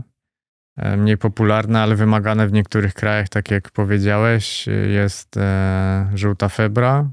No ale gdybyśmy nie mieli tego szczepienia, to byśmy po prostu nie wjechali na przykład do Nikaragui chyba i Ekwadoru. Więc musieliśmy i tak wykonać na trasie te szczepienie z niebezpiecznych chorób, gdzie przed naszym wyjazdem nie było jeszcze dostępnej szczepionki. Teraz dokładnie nie wiemy, jaka jest sytuacja, ale nie było szczepionki na dengę, na którą też zachorowaliśmy. Tak to nic więcej dodatkowo nie szczepiliśmy się. Nie było to wymagane. Dobra, a ta denga, to gdzie i jak się dowiedzieliście? Dowiedzieliśmy się po prostu z objawów, natomiast nie czytaliśmy wcześniej, jak te objawy się prezentują, żeby się nie nastawiać, żeby nie wymyślać sobie, że to akurat to. Dopiero po fakcie, kiedy poczułem ból mięśni oka podczas ruszania oczami, wyczytałem, że jest to jeden z objawów dengi, innym objawem jest wysypka, która może przy różnych rzeczach występować, więc nie wyszukiwałem, czy to może też objaw dengi. No i dodatkowo byliśmy jeszcze w obszarze występowania tej choroby, więc skorelowałem te wszystkie elementy, no i uznaliśmy, że jestem chory na dengę, a po chwili żona również została zakażona przez komara, a zakaziliśmy się podczas wesela, gdzie byliśmy w Indonezji na weselu, na wyspie Timor. Było tam około 200 osób, bardzo dużo komarów. No i niestety zostaliśmy zakażeni. A dowiedzieliśmy się około tygodnia później. I żartowaliśmy sobie, że udało nam się przejechać całą Azję Południowo-Wschodnią i jesteśmy wolni od tej choroby. Udało się, bo bardzo pilnowaliśmy tego wszędzie, że mieliśmy środki z DIT-em, czyli z takim odstraszaczem komarowym. Się pryskaliśmy, ubieraliśmy długie spodnie, żeby broń Boże nas nic nie ugryzło, a jak nas ugryzło, to już myśleliśmy, że jesteśmy chorzy. No ale właśnie na samym końcu to się przydarzyło. Na szczęście też łagodny przebieg, bo słyszeliśmy o przypadkach ludzi, którzy chorują na tą chorobę, ale są hospitalizowani, więc my to przeleżeliśmy po prostu z gorączką, z wysypką, z bólem Było kilka głowy. dni? Kilka dni, tak. I to było przed lotem do Australii, więc też mieliśmy czas, gdzie byliśmy w mieszkaniu i mogliśmy poleżeć i nic nie robić tak naprawdę, więc... Do tego wesela jeszcze też wrócimy, bo to takie z tych takich bardziej sytuacjach, które was zaskoczyły, jak będziemy rozmawiać, a tu jeszcze wróćmy właśnie te niebezpieczne sytuacje, bo to już większość chyba rzeczy, tylko jeszcze te błędy wasze zostały, czy coś jeszcze? Jeszcze ludzie. Jeszcze tak ludzie. A, jeszcze naprawdę. ludzie, właśnie. No jeżeli mowa o ludziach, to ja bym wspomniała Indię. Tam było bardzo, bardzo ciężko, żeby szukać miejsc do spania na dziko. Marcin wpadł na pomysł, nie wiem skąd się urodził ten pomysł, że zaczęliśmy pytać na stacjach benzynowych, czy możemy tam spać. I tam mieliśmy spokój, bo nikt nas nie przeszkadzał nam. Ci pracownicy stacji na przykład odganiali wszystkich gapiów, żeby nam nie przeszkadzali. Ale- Jakście bodyguardów swoich. Tak, dokładnie takich. Oni byli też ciekawi, żeby z nami rozmawiać, ale dawali nam przestrzeń i spokój. Jak dowiedzieli się kilku zdań, no to po prostu już dawali nam święty spokój. Ale no, taka mało bezpieczna sytuacja wydarzyła się w głębokim lesie. To było też miejsce, gdzie były duże miasta wokół i było ciężko znaleźć jakiekolwiek miejsce do spania. I stacja benzynowa była też nierokująca na to, żeby tam spać. Była przy drodze odsłonięta, nie było ani kawałka betonu, żebyśmy się tam położyli. No i Marcin wyszukał miejsce głęboko w lesie. Spacerowaliśmy z 15 minut, żeby ukryć się głęboko. No i tacy zadowoleni, za krzakami się rozbiliśmy. Zjedliśmy kolację, położyliśmy się spać, gdzieś tam, nie wiem, 2 w nocy. Halo, halo, mister! I świecenie latarką. No i się obudziliśmy, ale postanowiliśmy, mrugając do siebie oczami, że nic nie robimy, po prostu z tymi czekamy, aż oni sobie pójdą.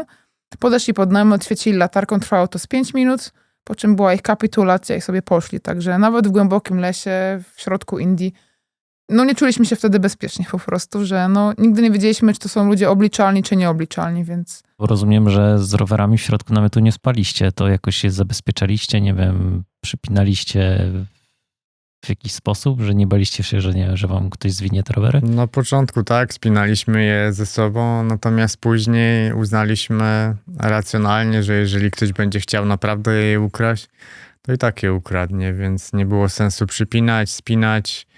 Często też nasze noclegi, właściwie zawsze staraliśmy się szukać takich noclegów, które nie były widoczne i nie łatwo dostępne z zewnątrz i jeżeli ktoś tam trafi i nas znajdzie, to nie będzie to złodziej raczej, tak? Bo złodziej nie chodzi po lesie i nie szuka osób w namiocie, tylko raczej szuka miejsc, w których jest dużo ludzi lub też może wypatrzyć ofiarę, którą wieczorem czy też w nocy okradnie, a nie chodzi po lesie w nocy i szuka z latarką rowerzystów. Byliśmy świadomi, gotowi na to, że będziemy być może kiedyś okradzeni z rowerów. Trzeba się z tym pogodzić, tak? Zazwyczaj też no nie jest tak niebezpiecznie, że człowiek może stracić życie, że złodziej nie przychodzi po to, żeby zabić kogoś, tylko żeby kogoś okraść. W życiu jest najważniejsze, nasze sprzęty to tylko pieniądze. Sprzęty ciężko byłoby zastąpić i kupić nowe, ale mimo wszystko no, byśmy je zastąpili, a własnego życia już byśmy nie mogli zastąpić. Ja też muszę dodać, że ten rower nie był takim środkiem jakby dla złodzieja. Uważam, że Europa jest, że tak powiem, na rowery taka łasa, że złodzieje kradną rowery, no bo w Azji czy w innych krajach to jednak motocykle były sprzętami, które byłyby potrzebniejsze, no bo tym rowerem po tych górach, to po co tym ludziom te rowery by były? To by był sprzęt taki niepotrzebny. To tylko jacyś po prostu niespełna rozumu tak zjeżdżą, nie? Myślę, że też byliśmy postrzegani jako biedni ludzie, bo tam każdy miał motor i jak oni patrzyli, że ktoś jedzie na rowerze, no to no biedak, no. Nawet nie raz, nie dwa były takie sytuacje, że nas się pytali, a czemu ty nie jedziesz motocyklem? Czemu ty jedziesz rowerem? Przecież to jest ciężko i w ogóle. I oni jakby, wydaje mi się, że postrzegali to, że ten rower to jest jakiś złom, po prostu jest tani i my nie mamy kasy, żeby jechać motocyklem. Po prostu nie rozumieli idei podróżowania rowerem, więc też byliśmy moim zdaniem bezpieczniejsi. No ale jeżeli ktoś by zapukał w nocy i powiedział, albo dasz mi telefon, albo dasz mi pieniądze, albo biorę twój rower, albo coś ci zrobię, no to wiadomo, że oddalibyśmy to, co byśmy mieli, co by ten złodziej sobie życzył, ale takiej sytuacji nie było. Nie zostaliście okradzeni ani razu przez te 3 lata? Dwukrotnie, ale z naszej winy. Można tak powiedzieć, że zaufaliśmy za bardzo. No i raz przyczyną był upał, a raz po prostu nasze zbytnie zaufanie do ludzi. A rozwiniecie, czy to tajemnica? Nie, tajemnica żadna, ale... Tajemnica Można żadna. Myślę, że to zaufanie, ja bym nie uznał tego, że to jest nasza wina, bo nie należy winić osoby, która została okradziona, że to jego wina. A historia wydarzyła się w Iranie, w miejscowości Tabriz. W tej miejscowości jest hostel rowerowy, bardzo polecany przez rowerzystów, dla innych rowerzystów i przez lokalnych przewodników również polecany. No i taki lokalny przewodnik na WhatsAppie nas zaobserwował, potem zaprosił do tego obiektu. My nie wydawaliśmy pieniędzy na noclegi, więc nie chcieliśmy tam nocować, natomiast widzieliśmy, że jest to bardzo bezpieczne, w tamtym czasie nam się wydawało bardzo bezpieczne miejsce. Przy bocznej ulicy za ogromną bramą zamykaną na klucz, nie można było otworzyć z zewnątrz ganek. Zostawiliśmy na tym ganku nasze rowery. Iran też charakteryzuje się tym, że turyści muszą mieć całą gotówkę przy sobie ze względu na sankcje. Nie można posługiwać się kartami Visa ani Mastercard. No i mieliśmy dużo dolarów, w tamtym momencie chyba $1300 ze sobą. Wyjęliśmy część tych dolarów, żeby wymienić na czarnym rynku, na ulicy, na lokalną walutę. No i niestety ten moment wyjmowania pieniędzy był widziany przez lokalnego przewodnika i właściciela hotelu. No i kilku gości hotelowych, którzy wyszli razem z nami na zewnątrz. Nie podejrzewaliśmy nikogo i czuliśmy się bardzo bezpiecznie, więc nie ukrywaliśmy, że wyjmujemy pieniądze. Oczywiście nie robiliśmy to tuż przy nich, ale te osoby to na pewno widziały. Widziały, gdzie schowaliśmy te pieniądze. No i o całym fakcie kradzieży dowiedzieliśmy się dopiero następnego dnia, kiedy przeliczyliśmy, ile mamy jeszcze dolarów na wymianę w kolejnych miastach. Okazało się, że brakuje $300. Te pieniądze były też ukryte pod innymi wartościowymi, a właściwie z innymi wartościowymi rzeczami, jak aparat, jak GoPro. No ale złodzieje nie zabrali niczego cennego, tylko zabrali gotówkę. I też nie zabrali nie część. całość. Tak, zabrali część, licząc na to, że Zauważycie po czasie. zauważymy po czasie i że nie będziemy robić afery, bo to bardzo dużo zachodu by było z tym. No i tak też się stało. Jeżeli by zabrali całość, no to ze względu właśnie na sankcje gospodarcze nie moglibyśmy wyciągnąć z bankomatu pieniędzy i musielibyśmy zgłosić się do ambasady i rozpocząć całą procedurę kradzieży. Ukradli tylko część. Czyli to była też wasza kalkulacja, co zrobić dalej, co wam się bardziej opłaca. Tak, no i opłaciło się, że tak powiem, nie zgłaszać nigdzie, bo później spędziliśmy w Iranie kolejne 60 dni. W tym czasie otrzymaliśmy tyle gościnności i tyle dobroci od obywateli Iranu, że no, niestety w każdym społeczeństwie znajdzie się ktoś zły i musimy się z tym liczyć. Ale tak dużo było tej dobroci, że ta kradzież, jak gdyby, no w ogóle o niej zapomnieliśmy i tak jak ktoś prosi o jakieś sytuacje, gdzie coś się wydarzyło niemiłego, no to wspominamy to, ale jak gdyby nie mamy żalu do tego właściciela, po prostu no tak wyszło. A druga sytuacja? To jak gdyby ja byłam tutaj głównym, że tak powiem, to winowajcą tej sytuacji, to był Meksyk. Było 40 stopni tego dnia, bardzo byliśmy zmęczeni, było nam gorąco. Był taki wiejski sklepik, chcieliśmy napić się zimnej coli, no i przysiedliśmy na takiej ławeczce. Ja zawsze mam swój portfel, miałam zawsze na pasie tutaj, ale w tym dniu położyłam go przy ławce. No i wypiliśmy tą kolę, wokół kręciło się mnóstwo jakichś pijaczków, jakaś rodzinka dalej miała domek. No i tak się zwinęliśmy, jak wypiliśmy tą kolę, no i pojechaliśmy. No i jedziemy, dojechaliśmy do muzeum, które chcieliśmy wiedzieć 20 kilometrów dalej, jeszcze jechaliśmy przez pożary, bo to było tak ciepło i po prostu droga już była częściowo zablokowana przez to, że ten pożar się wdzierał na drogę. No i dojechaliśmy do tego muzeum, ja otwieram torbę. I Marcin mówi, ty płacisz, tak? Tak, ty płacisz. I nagle otwieramy i mówię, o, nie ma portfela. I przypomniałeś sobie, gdzie? Tak, i to była taka tak szybko zanalizowałam, o nie, on został przy tej ławce. No dobra, to Marcin mówi, to wracamy, no musimy odzyskać, bo tam, no już nie chodziło o to, że tam były pieniądze, Dokumenty? bo tam mieliśmy, tak, dokumenty i karty bankomatowe, więc no na tym nam zależało, no bo strata tego powoduje no mnóstwo kłopotów i taką trudność w wyrobieniu nowych, więc wracaliśmy po to, żeby odzyskać te dokumenty, bo wiedzieliśmy, że jak ktoś nawet to już wziął, no to pieniędzy nie odzyskamy na bank. Wróciliśmy przez ten pożar z powrotem pod ten sklepik. No ja tam po hiszpańsku rozmawiałam z panią ze sklepu. Nikt nic nie widział, ale byli pijaczkowie z kratą alkoholu. Świetnie się bawiący, zadowoleni. Nie, my nic nie widzieliśmy, tutaj nic nie było, z domu też nikt nic nie widział. Ja powiedziałam do tych pijaczków, mówię tak, słuchajcie, mówię, w środku były dokumenty, w środku były karty, zależy nam na dokumentach, jeżeli byście je znaleźli, no to oddajcie tylko te dokumenty i te karty, a pieniądze weźcie sobie, no bo nam na nich nie zależy. I się pożegnaliśmy, wiedzieliśmy, że nic nie załatwimy. No i ruszyliśmy w stronę znowu tych pożarów, w stronę miejsca, gdzie mieliśmy spać za tym muzeum. I po 5-6 kilometrach ktoś krzyczy. Parę, zatrzymaj się. To po hiszpańsku zatrzymaj się. Zatrzymujemy się i jest motorek i jest kobieta. I ta kobieta z zapazuchy wyjmuje mój portfelik. Ja mówię, skąd go masz? A ona mówi, no taki muchacho mi tutaj dał. No i ja otworzyłam ten portfelik, były tam wszystkie dokumenty, wszystkie karty, bo one były już tak starte, że nie były do użytku takiego, że tak powiem, żeby zapłacić w sklepie, bo nie było żadnych danych. Wszystkie grosiki były wyskubane, ale były dokumenty i na tym nam najbardziej zależało. Czyli ci wszyscy ludzie, którzy byli tam wokół, oni wszyscy się podzielili tymi pieniędzmi, ale nikt nie chciał po prostu przyznać, że zabrali, tylko po prostu odwieźli nam po czasie, bo ktoś nam przyniósł ten portfelik. Więc to trochę z mojej winy przez ten upał, przez te 40 stopni, że od tej pory już zawsze miałam portfel zapasem, bo mogłoby się to drugim razem jeszcze gorzej skończyć, więc już pilnowaliśmy się wzajemnie i było tylko pytanie, masz portfel, masz dokumenty, no to jedziemy. A jeśli chodzi o na przykład właśnie służby mundurowe, czy tutaj mieliście jakieś takie bliskie spotkanie oprócz tych eskort? Tak, mieliśmy jedno spotkanie w Iranie, o którym może do końca nie chcemy jeszcze opowiadać naszym słuchaczom i widzom, ale odbyło się to w Beludżystanie, z tym, że w Beludżystanie irańskim, a jest to region także pewnie dosyć wrażliwy politycznie. Podczas szukania noclegu weszliśmy na plantację daktyli.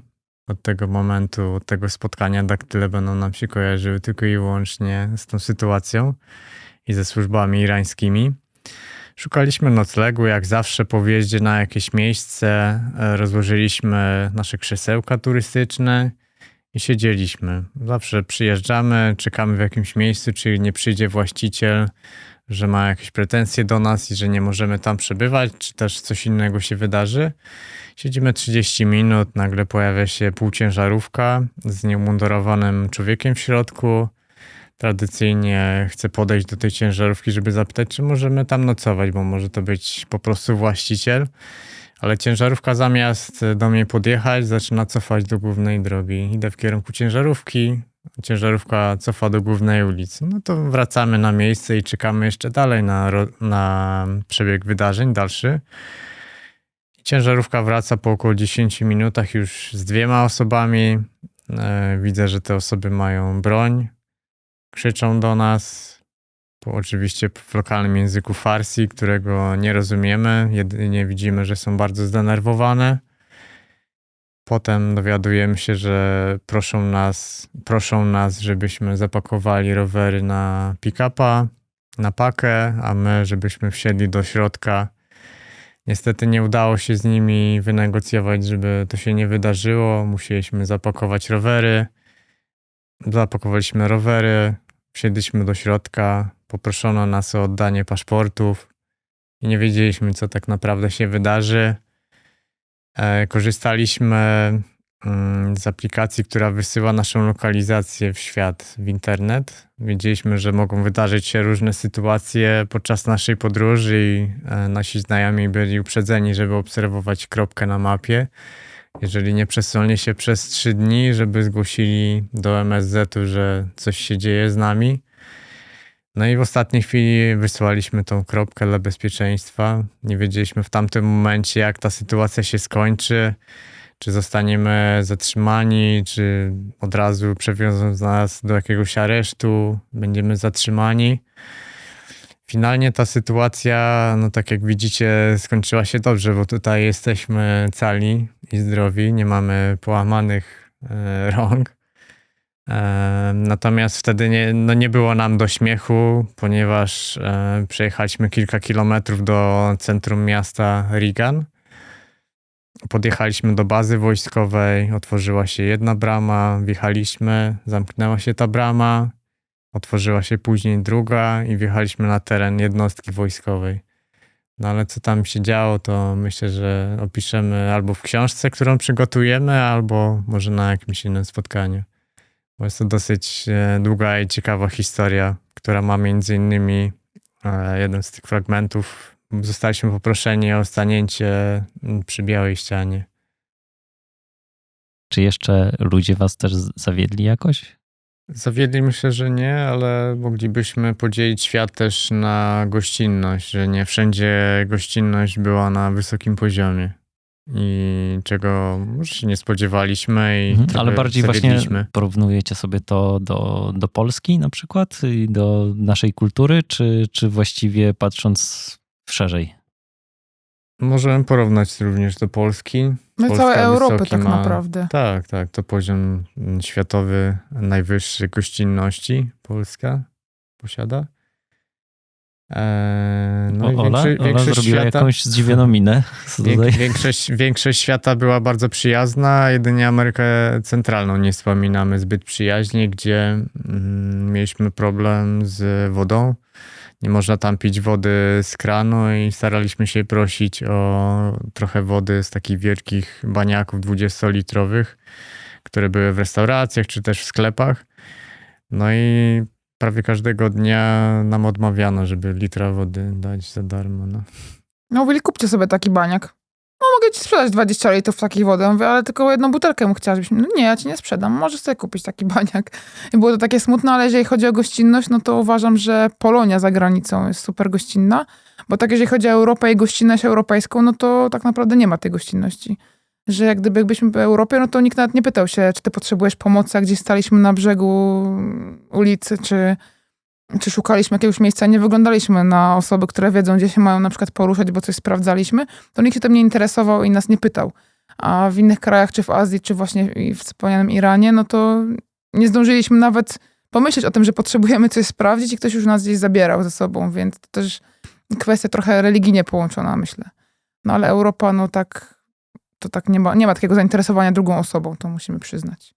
Wyjątkiem jest Polonia, która mieszka za granicą, ekspaci, którzy no, wyprowadzili się tam wiele, wiele lat wcześniej. Ale właśnie sporo takich zdjęć wrzucaliście z Polakami za granicą.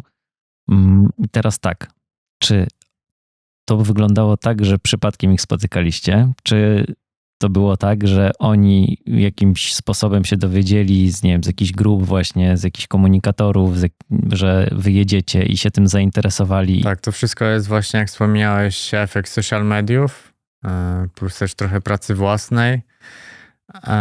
Postanowiłem pisać po grupach polonijnych na Facebooku, że będziemy na przykład w Australii, czy ktoś jest chętny, żeby nas ugościć. No i tak też właśnie znaleźliśmy w Australii 7 różnych rodzin w 7 różnych miastach, które nas ugościły. Bardzo miło to wspominamy. Z Polonią też mieliśmy do czynienia w Meksyku, w Ekwadorze, Na Hawajach. Kolumbii, Argentynie, na Hawajach. Także social media i Facebook, jak na początku rozmowy wspomniałem, są bardzo złe. Ale czasem Jak się używa ich w zły sposób, to jak tak. się używa ich w zły sposób, w naszym przypadku bardzo się sprawdziły. Ale to po prostu pomyśleliście o tym, tak? Że to jest jakaś tam strategia, żeby no, nie ruszać tego budżetu, a jednocześnie też trochę poznać kulturę poprzez, no bo też, no dobra, Australia powiedzmy, no tutaj po angielsku się byście dogadali, ale też są kraje, gdzie pewnie było ciężej z komunikacją.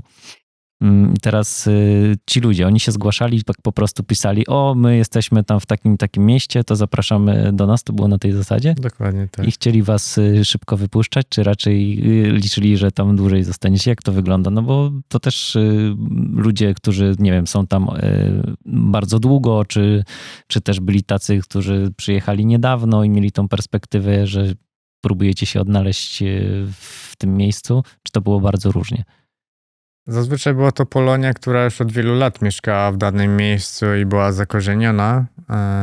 No też Polacy i ogólnie ludzie z zachodniej kultury rozumieją, że mamy jakiś plan podróży i nie naciskali specjalnie, żeby zostać dłużej z nimi i byli świadomi, że się poruszamy zgodnie z jakimś zaplanowanym planem po świecie, więc nie było sytuacji, w której bardzo prosili, żebyśmy zostawali dłużej, ale oczywiście byli bardzo przyjaźni. Na przykład na Hawajach, gdzie pierwotnie prosiliśmy tylko 3 albo 4 dni, żeby zanocować, Finalnie nasz polski gospodarz zaproponował, żebyśmy zostali na całe 2 tygodnie w jego domu. On w trakcie nawet wyjeżdżał do Norwegii. My mieliśmy opiekować się rybkami, zrobić obiad dzieciom. Dał nam też kluczyki do swojego samochodu. Tak, Więc powiedział, było że tam bardzo jest basen, przyjemnie. tam jest jacuzzi, możecie korzystać ze wszystkiego, tylko po prostu... Czyli taki bardzo duży poziom zaufania do was. Tak, często dostawaliśmy Często, klucze tak. od domów, na przykład ktoś pisał, że ja wyjechałem służbowo, ale pod doniczką znajdziecie klucz i dostańcie ile chcecie i róbcie co chcecie, tylko chaty nie spalcie, ale możecie być ile potrzebujecie. Tak właściwie ze wszystkich gospodarzy, jak historycznie wspominamy, to tylko raz się zdarzyło, że nie dostaliśmy kluczy do mieszkania i musieliśmy wychodzić razem z gospodarzem. Ale nie był to też Polak, nie? Więc to też był taki inny poziom rozumienia i on być może też miał taką kulturę, że zawsze prosił, żeby wychodzić z mieszkania. No, rozumieliśmy to i zawsze byliśmy gotowi. Znaczy dla nas było to taka nobilitacja, że ktoś powiedział, weź sobie otwórz drzwi, tu masz klucze, korzystaj ze wszystkiego, wchodź gdzie chcesz. I że ktoś tak ufał bardzo. A no, byliśmy zawsze gotowi, że jak do kogoś pojedziemy, no to musimy szanować te zasady panujące, religie, czy ktoś nie je mięsa, różne takie właśnie zasady, czy ma zwierzaki. I po prostu akceptowaliśmy to za każdym razem, bo byliśmy gośćmi i nie byliśmy osobami, które czegoś sobie roszczą. Tak? My byliśmy wdzięczni, że ktoś udostępnia nam swój kawałek domu czy podłogi. No i po prostu to był jedyny raz, gdzie wychodziliśmy razem z gospodarzem, tak? Że po prostu on był bardziej skupiony na sobie, no ale to była tylko jednostkowa sytuacja na tych mnóstwo osób, które poznaliśmy, więc... Czyli słuchajcie, czyli karmiliście dzieci na Hawajach, tak? Tak. Ale to jest bardzo, bardzo miłe doświadczenie i to pokazuje, jak, wiecie, ta idea wasza się spodobała w ogóle wielu ludziom i pewnie było też mnóstwo siedzenia i mnóstwo rozmawiania przy takich spotkaniach. A czy też na przykład ci Polacy mieli jakieś wyobrażenie Polski sprzed lat i opowiadaliście, jak to się pozmieniało, czy to raczej ludzie, którzy sobie gdzieś tam podróżują i odwiedzają Polskę? To była Polonia taka 10-letnia mniej więcej. okej. Tak, więc nie Polonia przedwojenna. Chociaż z drugiej strony was nie było 3 lata, a i tak się trochę pozmieniało, nie? Tak, pozmieniała się Polska i Gdańsk również. Ale część tych rodzin na przykład wracała co jakiś czas, ponieważ mają starszych rodziców, czy mają osoby, które i tak zostały w Polsce, więc odwiedzają je tak czy siak. Trafiły się może 2 osoby, które w ogóle nie były w Polsce od 20 lat, czy tam 10 lat, ale to właśnie wiedziały mniej więcej, jak tam świat wygląda, nie? Także... I potem was śledzili? Pisali do was? Tak, oczywiście mamy kontakt z wieloma gospodarzami, którzy nas gościli w trakcie podróży. Do dnia dzisiejszego, Dalej więc do nas tak. piszą. I nawet... Planujemy teraz jakieś pocztówki z Polski wysyłać do tych ludzi, do Iranu czy Pakistanu. No nawet była sytuacja, że z tydzień temu albo 1,5 tygodnia temu odwiedziła nas rodzina z Australii, u której my byliśmy, będąc w Australii. Oni przyjechali do swojej rodziny, no i zahaczyli też tu Gdański. Spędziliśmy z nimi świetne południe i mamy plan zobaczyć się jeszcze raz, bo będą chyba do końca sierpnia tutaj, także trzeba wykorzystać ten czas. No dobra, Polacy, ale tak jak mówicie, też byli to ludzie, którzy was gościli, którzy wyznają różną religię, są różnych kultur. Jakie takie właśnie rzeczy was, nie wiem, zaszokowały, zadziwiły was, że na przykład myśleliście, że coś będzie wyglądać inaczej, było zupełnie inaczej? No bo rozumiem, że tutaj pewnie największy szok był gdzieś właśnie w krajach, gdzie ta kultura się najbardziej różni. Trudno powiedzieć o szoku i czymś, co nas zaskoczyło ze względu na to, że byliśmy świadomi, jak świat wygląda, jak religia wygląda, jakie są zasady kulturowe, więc nie przeżyliśmy takiego większego szoku.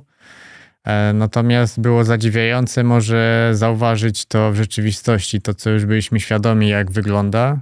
No i między innymi takie bardziej restrykcyjne i rygorystyczne rodziny irańskie miały mocny podział na płeć. Na przykład mężczyzna spoza ich rodziny nie mógł zobaczyć żony. Były rodziny takie bardziej tradycyjne. Ale żony w ogóle, czy żony odkrytej? Żony w ogóle. Okej. Żony w ogóle, zwłaszcza jeżeli była bez towarzystwa męża, ale w tamtym przypadku w ogóle żony nie mogłem zobaczyć. To było bardzo takie odkrywcze dla nas i nietypowe, że mogliśmy na własne oczy zobaczyć to, co tylko czytaliśmy i słyszeliśmy.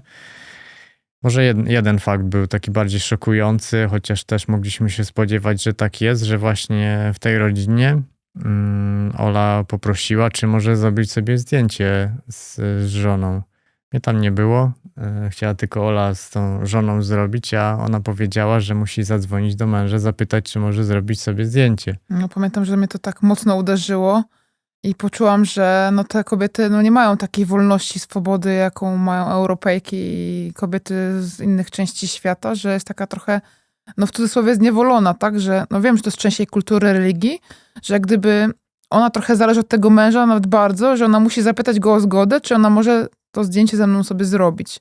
Ja jej obiecałam, że nikomu nie pokażę tego zdjęcia, że będzie tylko dla mnie. I mam to zdjęcie.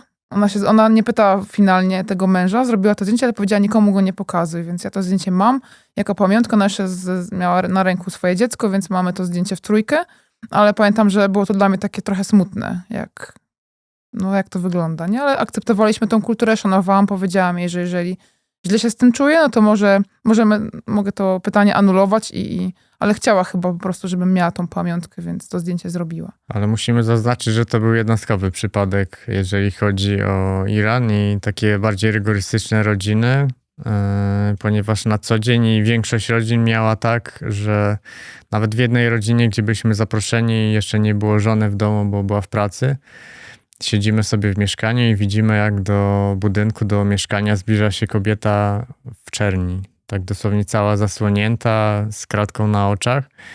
Tak, Już w czadorze i w byliśmy burce. przerażeni, co dalej będzie, co to za rodzina się okazała. Ale kobieta weszła do domu, pierwsze co to ściągnęła wszystkie te czarne ubrania z siebie, powiesiła na korytarzu i była normalną osobą. Także taki obraz bardzo religijnych osób w Iranie to jedynie jest na ulicy i ten obraz jest pilnowany przez religię policyjną. Policję religijną. Natomiast w domach wszyscy są wyluzowani, nie mają problemów. Chociaż oczywiście za każdym razem też pytałem, bo w Iranie Ola była duchem. Nikt nie patrzył na Olę na ulicy, nikt do niej nie mówił, nic nie mogła do nikogo powiedzieć. Tylko i wyłącznie na mnie patrzyli, ja mogłem rozmawiać z ludźmi. I tak też było, kiedy byliśmy zapraszani, to do mnie ludzie się zwracali, Oli jakby nie było. No i w domach, jak przekraczaliśmy próg, to ja pytałem gospodarza domu, czy moja żona może zdjąć nakrycie głowy w twoim mieszkaniu. Wtedy mówili tak, zazwyczaj się śmiali, że takie pytania zadaję, ale mimo wszystko ze względów kulturowych trzeba było zadać to pytanie. Tak samo też ja mogłem w krótkich spodenkach w mieszkaniach przebywać, gdzie na zewnątrz trzeba mieć zasłonięte kolana. I te przestrzeganie kultury też nam się opłacało, ze względu na to, że byliśmy lepiej traktowani przez lokalną ludność, bo oni widzieli, że szanujemy, że ich respektujemy i do nas podchodzili i zapraszali. Bo ty, Ola, zasłoniłaś włosy, tak? Tak, no mimo, że było 40 stopni w tym rejonie świata i jeździliśmy w tym lecie takim największym, to pod kaskiem miałam chustę i długie spodnie, długie merino, koszulkę i było to ciężkie, żeby się przyzwyczaić, bo no, chciało się wszystko zdjąć, ale wiedzieliśmy o tym, że musimy szanować tę kulturę, bo inaczej nie będziemy respektowani. I inni podróżnicy, którzy jechali też przez świat, ale tylko w rocznej podróży byli, oni te zasady po prostu puszczali mimo uszu. Jeździli w krótkich rękawkach, w krótkich spodenkach, z odkrytą głową ta dziewczyna jeździła i narzekali, że nikt ich nie zaprasza, że tak słyszeli, że tak będzie gościnnie, ale no nikt nie zwraca na nich uwagi, nikt im nie daje jedzenia, picia, nikt ich nigdzie nie zaprasza. No i daliśmy im taką wskazówkę po prostu taką ogólną, że wydaje nam się, że nie respektujecie tych zasad i jak się ubierzecie jak trzeba, zasłonisz głowę i będziecie mieli długie spodnie, to się wszystko zmieni. No i chyba nas posłuchali, po jakimś czasie widzieliśmy relacje, gdzie są już zasłonięci, no i wszystko zaczęło się zmieniać, więc wiedzieliśmy, że to jest raczej z tym związane, że oni po prostu zostali zignorowani przez to, że nie respektują tej kultury, w której się znaleźli. A naszym zadaniem było zawsze się dostosować, mimo tego, że było mi niewygodnie, że było mi gorąco, no to po prostu wiedzieliśmy, że to jest po prostu szacunek. Ale też w głowie na przykład mogłaś się trochę poczuć, jak kobiety, które tam mieszkają na co dzień i właśnie zobaczyć, że jak to jest po prostu być w takiej temperaturze zakrytą, chociaż podejrzewam, że też materiały, z których one korzystają, pewnie też są przewiewne bardziej. No tak, bo mieliśmy to, co było dostępne, to, co wzięliśmy ze sobą. Nie mieliśmy specjalistycznych tych ubrań. No i na rowerze też ciężko ubrać się w te dobre materiały. No i też wiedzieliśmy, że nie możemy mieć obcisłych ubrań, nie? Bo na rowerze w większości czasu spędzaliśmy czas w takich ubraniach specjalnie na rower.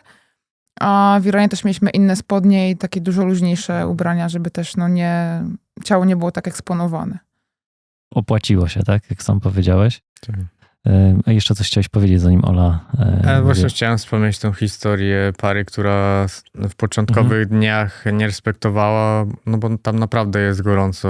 W Iranie też zanotowaliśmy najwyższą temperaturę podczas naszej podróży, 46 stopni w cieniu.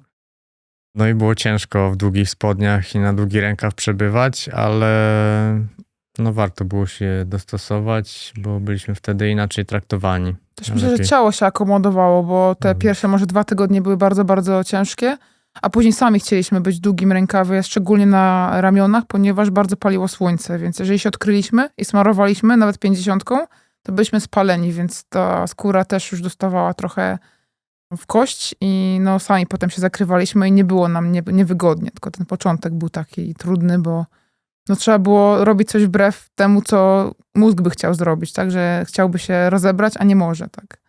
To było takie trudniejsze.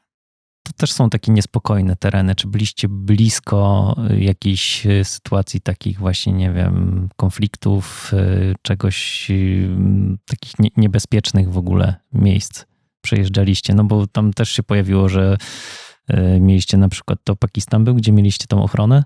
Tak. W Pakistanie mieliśmy tą ochronę.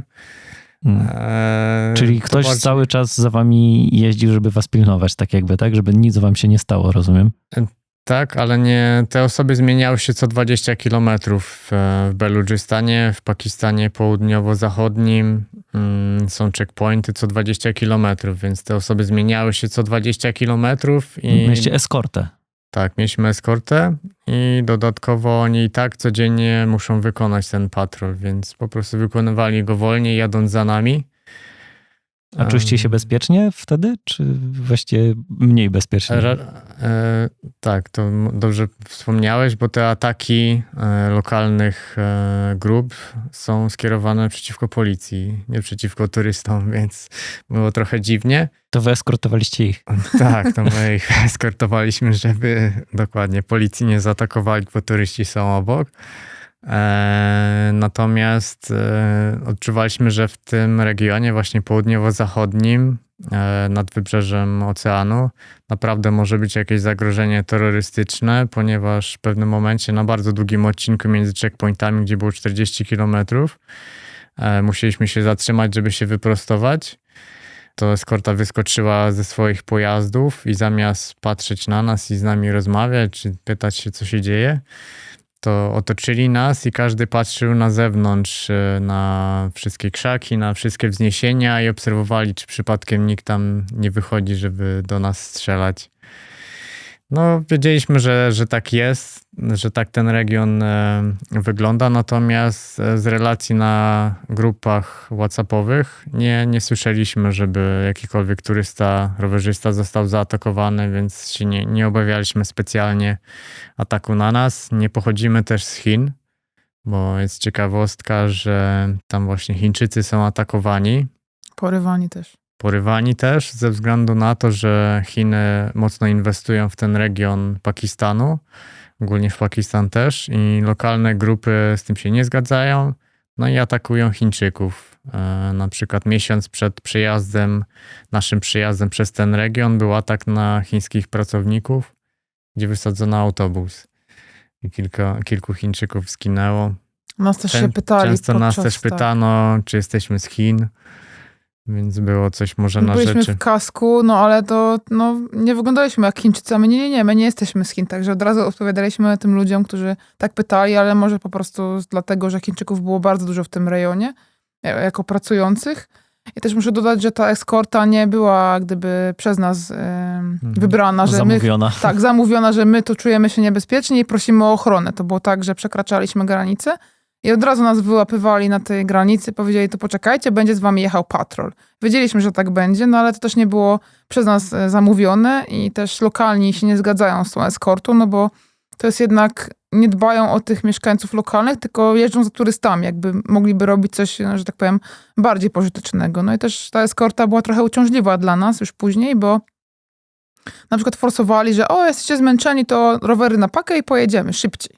No było 20-25 na godzinę, a 60 samochodem, to szybciej, tak?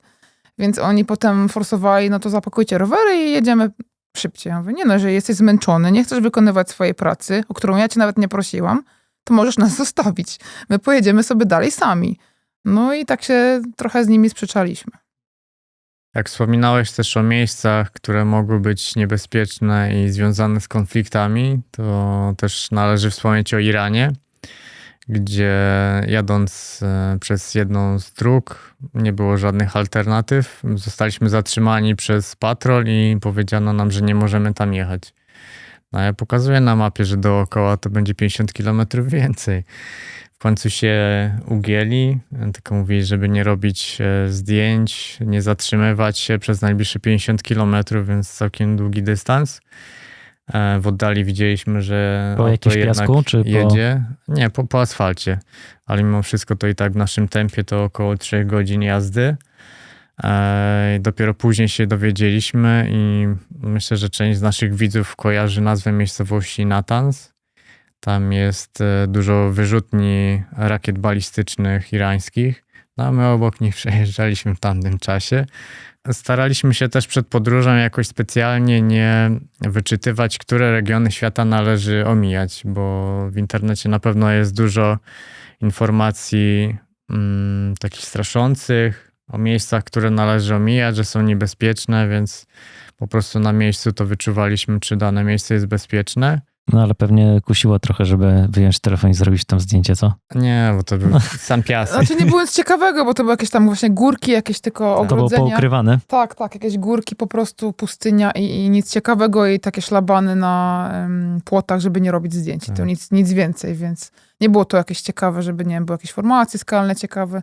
No było po prostu to dystans, który musieliśmy przejechać i tylko było nam ciężko, bo już potrzebowaliśmy się zatrzymać, więc ja z prostowaniem pleców, a jak wiedzieliśmy, że z tyłu mamy taki biały samochód, który nas śledzi, no to wiedzieliśmy, że absolutnie nic nie możemy robić, ani nagrywać selfie, nic, więc trzeba było szybko przejechać i potem nas inny patrol przejął, zadał nam kilka pytań, no i potem już byliśmy wolni. Zadał mi kilka pytań, bo to było w przepraszam, Iranie. tak, zadał Marcinowi kilka pytań, ja byłam, że tak powiem, niewidoczna.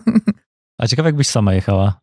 Były podróżniczki, które jeździły same, no co, musieli rozmawiać pewnie ze mną, ale w momencie, gdy był wybór, no to nie było rozmowy ze mną. Więc. A właściwie, czy ludzie się dziwili albo mieli właśnie jakieś pytania, jak mówiliście, że jesteście z Polski?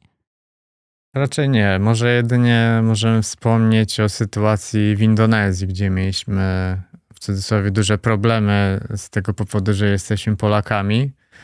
Było to związane z tym, że przez całą podróż wieźliśmy na tyle roweru polską flagę. Wiadomo, polska flaga jest bardzo podobna do indonezyjskiej i prawie każdego dnia byliśmy zaczepiani i mówiono nam, że nasza flaga wisi odwrotnie, że flagę Indonezji wywieszamy odwrotnie. I niestety pewnego dnia zdarzył się bardziej agresywny człowiek, który złapał za flagę i ją finalnie rozerwał. Także to było mi przyjemne zdarzenie związane z tym, że jesteśmy Polakami. Ja bym powiedziała, że jak gdyby, jeżeli chodzi o Polskę, to jak mówiliśmy, że z niej jesteśmy, to ludzie na przykład nie potrafili jej umiejscowić na kontynencie. Oni się pytali, a gdzie to jest? No i wtedy albo pokazywaliśmy na telefonie, albo opowiadaliśmy, że to jest w Europie. Bardzo się dziwili, że to na przykład jest w Europie, bo spodziewali się Ameryki. Oni się pytali, z Ameryki jesteś? Ja mówię, nie, jestem z Europy, z Polski. No i nie wiedzieli, jak gdyby, gdzie to jest, ale byliśmy cierpliwi, tłumaczyliśmy, bo na przykład jakby ktoś nas zapytał o jakiś mały kraj, to też moglibyśmy go nie umiejscowić na mapie, na przykład jakąś Wyspę Dominikańską, czy jakieś inne miejsce. Więc. No dobra, no ale Polska no jednak to nie jest taka malutka, nie? No nie jest malutka, ale też no zależy jaką ludzie mają świadomość, jak ktoś się nie interesuje tak, ale geografią. ja myślę, że te Stany, no to bardziej pewnie wy tutaj głównie po angielsku się komunikowaliście. W większości krajów. W większości krajów A w większości krajów używaliśmy translatora, myślę. Paradoksalnie angielski tak się nie przydawał nam, jakby nam się wydawało, że będzie się przydawał, zważywszy na to i szczególnie w Indiach. Na przykład w Indiach Dokładnie. językiem urzędowym jest język angielski, a po angielsku nie byliśmy w stanie prawie z nikim porozmawiać. Spodziewaliśmy się, że w Indiach bardzo dużo ludzi będzie mówiło po angielsku, bo wiadomo IT, dużo Hindusów, każdy kojarzy. Natomiast okazało się, że znacznie mniej osób mówiło po angielsku niż w Pakistanie, który Pakistan też był pod kiedyś brytyjską Kolonią. kolonią. Natomiast tam 1/3 ludności mówiła pięknym angielskim, który nas zawstydzał wręcz. A w Indiach co 10. osoba, może co 20. osoba potrafiła po angielsku mówić, co nas bardzo zdziwiło. No a hindi nie daliśmy rady się nauczyć, żeby się z niej porozumiewać. A tak to przez ponad rok byliśmy w krajach też hiszpańskojęzycznych, więc ten hiszpański na tyle opanowaliśmy, że mogliśmy rozmawiać swobodnie z ludźmi. No i to też znacznie ułatwiało, bo jeżeli jesteś blisko języka i nie rozmawiasz przez telefon, no to ten dystans się znacznie skraca, więc to akurat też taki plus tej podróży, że ten hiszpański trochę się podszkoliło. I też to jest łatwy język, bo gramatyka jest taka jak polska. Jeżeli masz na przykład zdanie, które mam na imię Ola, yo soy Alejandra, to jest po prostu tłumaczysz czasownik, znaczy osoba, czasownik i jakieś dopełnienie, więc tłumaczysz to literalnie, więc jest to łatwe do nauki. Dodatkowo można pominąć osobę tak samo jak w języku polskim. Jestem Aleksandra, soy Aleksandra. Nie ma jak w języku angielskim, gdzie w każdym zdaniu występuje osoba i trzeba ją wymienić. To bardzo ułatwiało rozmawianie, tłumaczenie No i i plus właśnie można tłumaczyć zdanie słowo po słowie i wyjdzie prawidłowe zdanie. Więc hiszpański się bardziej przydał niż angielski, można powiedzieć? Można powiedzieć, że tak, że przez 1,5 roku rozmawialiśmy po hiszpańsku, a drugie 1,5 roku przez translatora. I pewnie to przez translatora czasami było uciążliwe, co? Uciążliwe i czasami nawet zabawne, bo jak było jakieś zdanie, szczególnie farsi, to język, którym posługują się Irańczycy. Było zabawne, że ja coś pisałam, albo oni na przykład nam pisali, bo też można było im klawiaturę ustawić tą ichniejszą. I na przykład wyskoczyło, że twój duch wyskoczył z szafy. Że to zdanie miało znaczyć coś innego. Ja się zaczynałam śmiać. Oni nie wiedzieli, o co chodzi. Tłumaczyliśmy im, że coś chyba ten translator nas oszukuje, bo te tłumaczenia były czasami zabawne. Dobra, jeszcze te zaskoczenie, bo na pewno zostaliście zaproszeni na ślub, na wesele. Tak, chyba 3-krotnie byliśmy zapraszani na wesela. Za pierwszym razem było to w Pakistanie, więc też zupełnie w innej kulturze niż europejska. Wesele też było zupełnie inne niż w kulturze zachodniej. Były tam 2 oddzielne sale. W jednej sali byli tylko mężczyźni i bawili się, w drugiej sali były tylko kobiety, które bawiły się tylko wyłącznie ze sobą. Znaczy nie powiedziałabym, żeby się bawiły, bo tam wesela odbywały się bez tańca, więc jak gdyby siedzieli wspólnie przy stołach. Ja byłam tak, powiedzmy uprzywilejowana, że razem jak z Marcinem spacerowaliśmy, to oprowadzili nas po tej sali męskiej, że tak powiem. Nigdy nie zapomnę wzroku tych wszystkich mężczyzn, którzy tam siedzieli i patrzyli się, co ja tam robię i dlaczego ja idę przez tą salę, więc to było też takie ciekawe doświadczenie. No i to się, poza tańcami, że ich nie było, to te wesela wyglądały tak naprawdę tak samo. 2 pozostałe wydarzyły się właśnie w Indonezji, na tej wyspie Timor, gdzie właśnie zachorowaliśmy na dengę. I one również były bardzo nietypowe. Sala już była mieszana, więc to było podobne do kultury zachodniej. Natomiast pierwszy taniec bardzo nas zaskoczył, ponieważ pierwszym tańcem na wyspie Timor jest polonez. Myśleliśmy, że to jest jakaś pomyłka w tłumaczeniu, czy to będzie zupełnie inny taniec. Natomiast nagle wszyscy się zebrali w pary na środku przejścia i zaczęli tańczyć poloneza tego ze studniówki. Takiego, które Jako my pierwszy znamy taniec. i od razu Pan Tadeusz i studniówka się zaczęły przypominać. I byliśmy w takim szoku i powiedzieliśmy, że to jest akcent polski. No i faktycznie tam tłumaczyliśmy, że polonez wywodzi się z Polski, no i nam tłumaczyli nawet, że będzie polski akcent na tym weselu. No ale nie do końca wierzyliśmy im po prostu, ale A okazało dowiedzieliście się skąd tam się wziął? Tak, ten region był wcześniej kolonizowany przez Holendrów, z tego co pamiętam, i przez Holendrów ten polonez tam się znalazł. Okej. To było zabawne. No ale tak Takie miłe wspomnienie z Polską. Mieliśmy od razu naszą studniówką Tak. i właśnie filmem Pan Tadeusz. Jeszcze jakieś zaskoczenia, takie totalne? Zaskoczenie było jeszcze jedno w Nikaragui. Zaskoczyło nas bardzo, jak ten kraj jest zacofany. Zdziwiło nas, że nie ma na ulicach samochodów. Wszyscy jeżdżą na koniach. Były konie, bryczki. Ludzie na koniach przyjeżdżali do sklepów, przywiązywali do ogrodzenia. Potem z produktami wracali do swojego gospodarstwa. No, parkowali Tego konie się normalnie nie jak motocykl spodziewaliśmy. przed sklepem, także to było dla nas takie, mówię, zagadałam do tego jednego człowieka, przyjechał na tym koniu, wysiadł, mówię, daleko mieszkasz? No nie, 3 kilometry. I mówię, ja przyjeżdżam koniem do sklepu i to było też takie, no ciekawe zobaczyć, że ktoś po prostu kupił mleko, chleb i na koniu wraca do domu. Nie? A dostępność produktów w sklepach była duża, czy nie? Taka bardzo podstawowa w umiarkowana. porównaniu do tego, co widzimy nawet w Żabkach, że rodzajów sera jest 3, 4, 5 może. To normalnie w sklepach na świecie jest tylko jeden ser. Jeżeli był w ogóle, tak, Jeżeli ser, był. bo no takich produktów stricte europejskich, polskich, no to nie mogliśmy tak sobie kupować dowolnie, że na przykład ja 3 lata czekałam, żeby zjeść solidną porcję twarogu, tak, bo tego twarogu na świecie to po prostu nie było, czy ogórki kiszone. Nawet jak się trafiły gdzieś w Australii, no to były horrendalnie drogie, były sprowadzone i też nie smakowały tak jak polskie, więc było kilka takich rzeczy, których brakowało. Czyli beczka na rower i trzeba było samemu, tak? No do wszystkiego się przyzwyczailiśmy. Mieliście zaplanowaną tą podróż, ale mieliście, tak jak mówiliście, że na przykład gdzieś tam mieliście czas przed wylotem, to było skrupulatnie tak zaplanowane, żeby obejrzeć jakieś miejsca, zwiedzić, nie wiem, zobaczyć jakieś dzieła sztuki, bo to były też 4 cuda świata, tak? Zobaczyliście. Więc o tym może też trochę opowiedzcie. Miejsca być może raczej nie były zaplanowane, natomiast był zaplanowany czas i okres, w którym możemy być w danym miejscu, na danym kontynencie, ponieważ staraliśmy się poruszać przez świat tak, żeby mieć jak najmniej deszczu. Nie mam akurat aż tak super dokładnych statystyk, ale wydaje nam się, że około 5% wszystkich dni był deszczowy. I to i większość w Polsce, tak? Tak, większość w Polsce i w Europie tak naprawdę. Może jeszcze Ekwador, gdzie cały czas pada, i Malezja, która też znajduje się na równiku, więc tam bardzo często pada. Więc bardziej mieliśmy narysowany szlak ze względu na czas i ze względu na inne doświadczenie podróżników, ponieważ można wyróżnić kilka szlaków dookoła świata, po których rowerzyści się poruszają.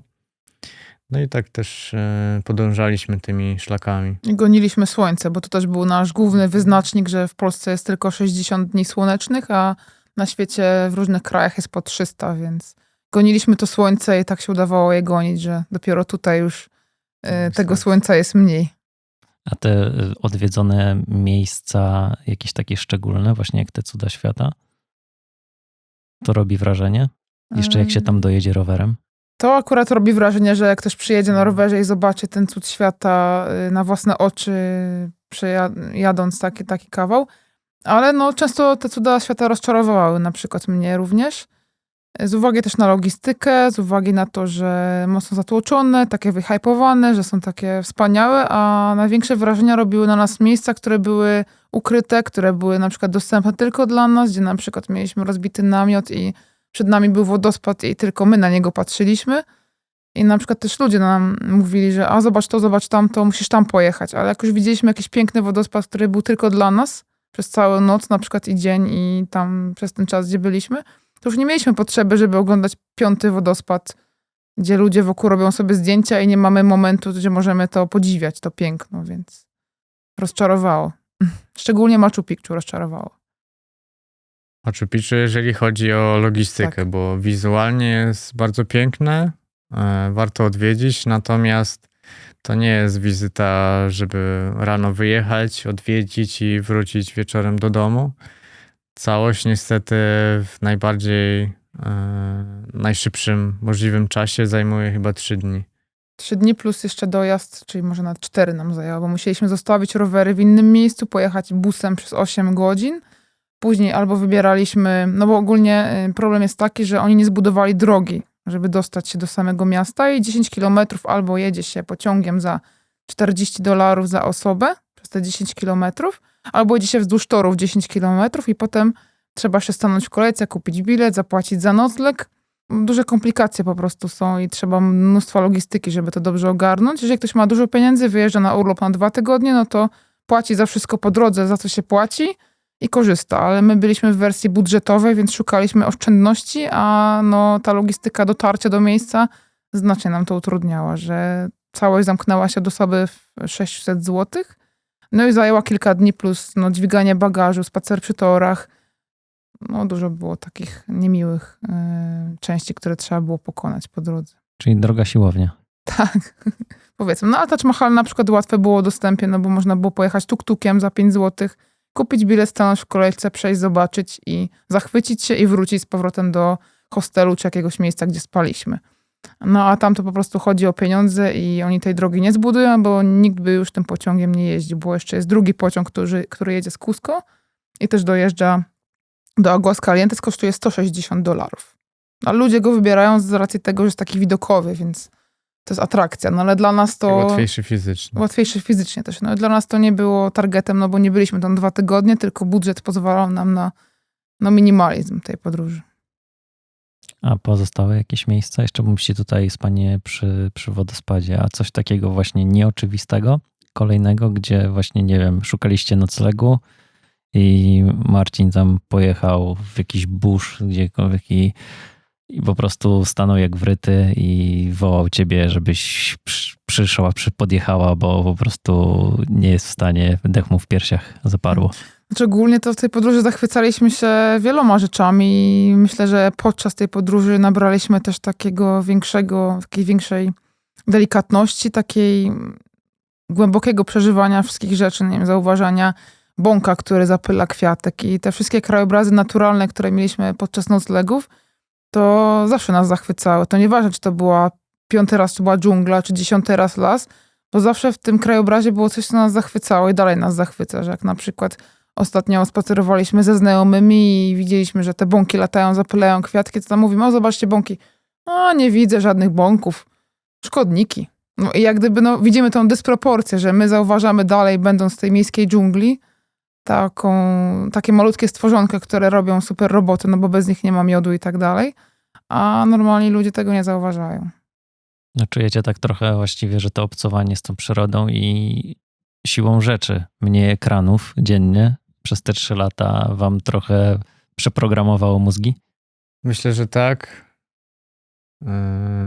Że jesteśmy bardziej uważni na to, co nas otacza, że mniej skupiamy się na tym, co w telefonie. Zaczęliśmy zauważać też momenty, w których czytamy treści i zastanawiam się, po co. Po co my to czytamy, po co przewijamy, po co patrzymy. 10. pytanie, czy taka walizka jest odpowiednia dla Ryanaira.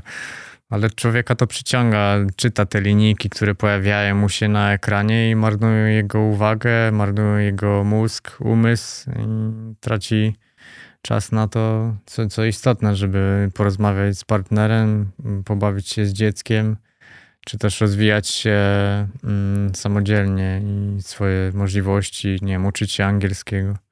Też szukamy tych momentów, gdzie możemy wyjść do natury, że na przykład taki zwykły spacer, gdzie zauważamy jakieś drzewo albo jakąś korę, czy cokolwiek, jak spacerujemy, to jest dla nas też taką wartością dodaną, że no, nie siedzimy w murach, tylko szukamy tej natury, bo teraz jest jej znacznie mniej.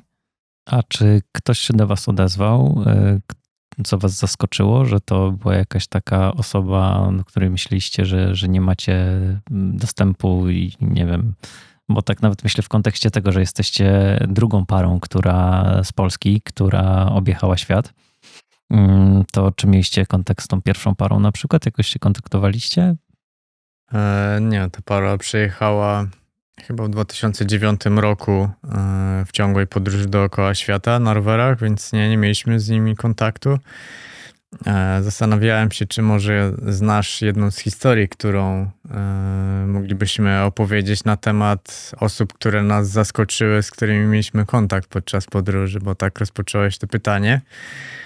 W Pakistanie mieliśmy w sumie 2 wyjątkowe spotkania z ciekawymi osobami. Jedną z tych osób był były minister do spraw rolnictwa, poszukiwany przez armię obecnego rządu za to, że wspiera byłego premiera. O czym się dowiedzieliśmy później, że jest poszukiwany, jak już siedzieliśmy w jego domu tak naprawdę. Więc to było zabawne. A drugą osobą był prawdziwy książę pakistański, który posiadał jeszcze kawałek ziemi, jeszcze z czasów, kiedy Pakistan był pod kontrolą brytyjską, więc mieliśmy takie dwa nietypowe i bardzo ciekawe spotkania z wyjątkowymi osobami. No i co możecie o nich powiedzieć? Jakie wrażenie na was wywarli i jacy to byli ludzie i czego się dowiedzieliście? Że są to tak naprawdę normalni ludzie, że to jest tylko tytuł, czy też jakiś majątek, czy funkcja, którą ktoś posiada, ale pod tym wszystkim, pod taką nazwą, którą człowiek posiada, dalej jest człowiek, który posiada swoje emocje, swoje uczucia, który ma empatię, często wyższą niż normalnie, niż standardowo. I spędziliśmy bardzo dobry czas z tymi ludźmi, więc nie czuliśmy się też niżej od nich, nie traktowali nas z jakąś pogardą, nie widzieliśmy też, żeby oni swoich podwładnych traktowali z pogardą, więc to było dosyć ciekawe, otwierające oczy i może też uświadamiające, że nie należy jakoś się bać, czy też podchodzić z niepotrzebnym respektem do osób na wysokich stanowiskach, że to dalej są normalni ludzie.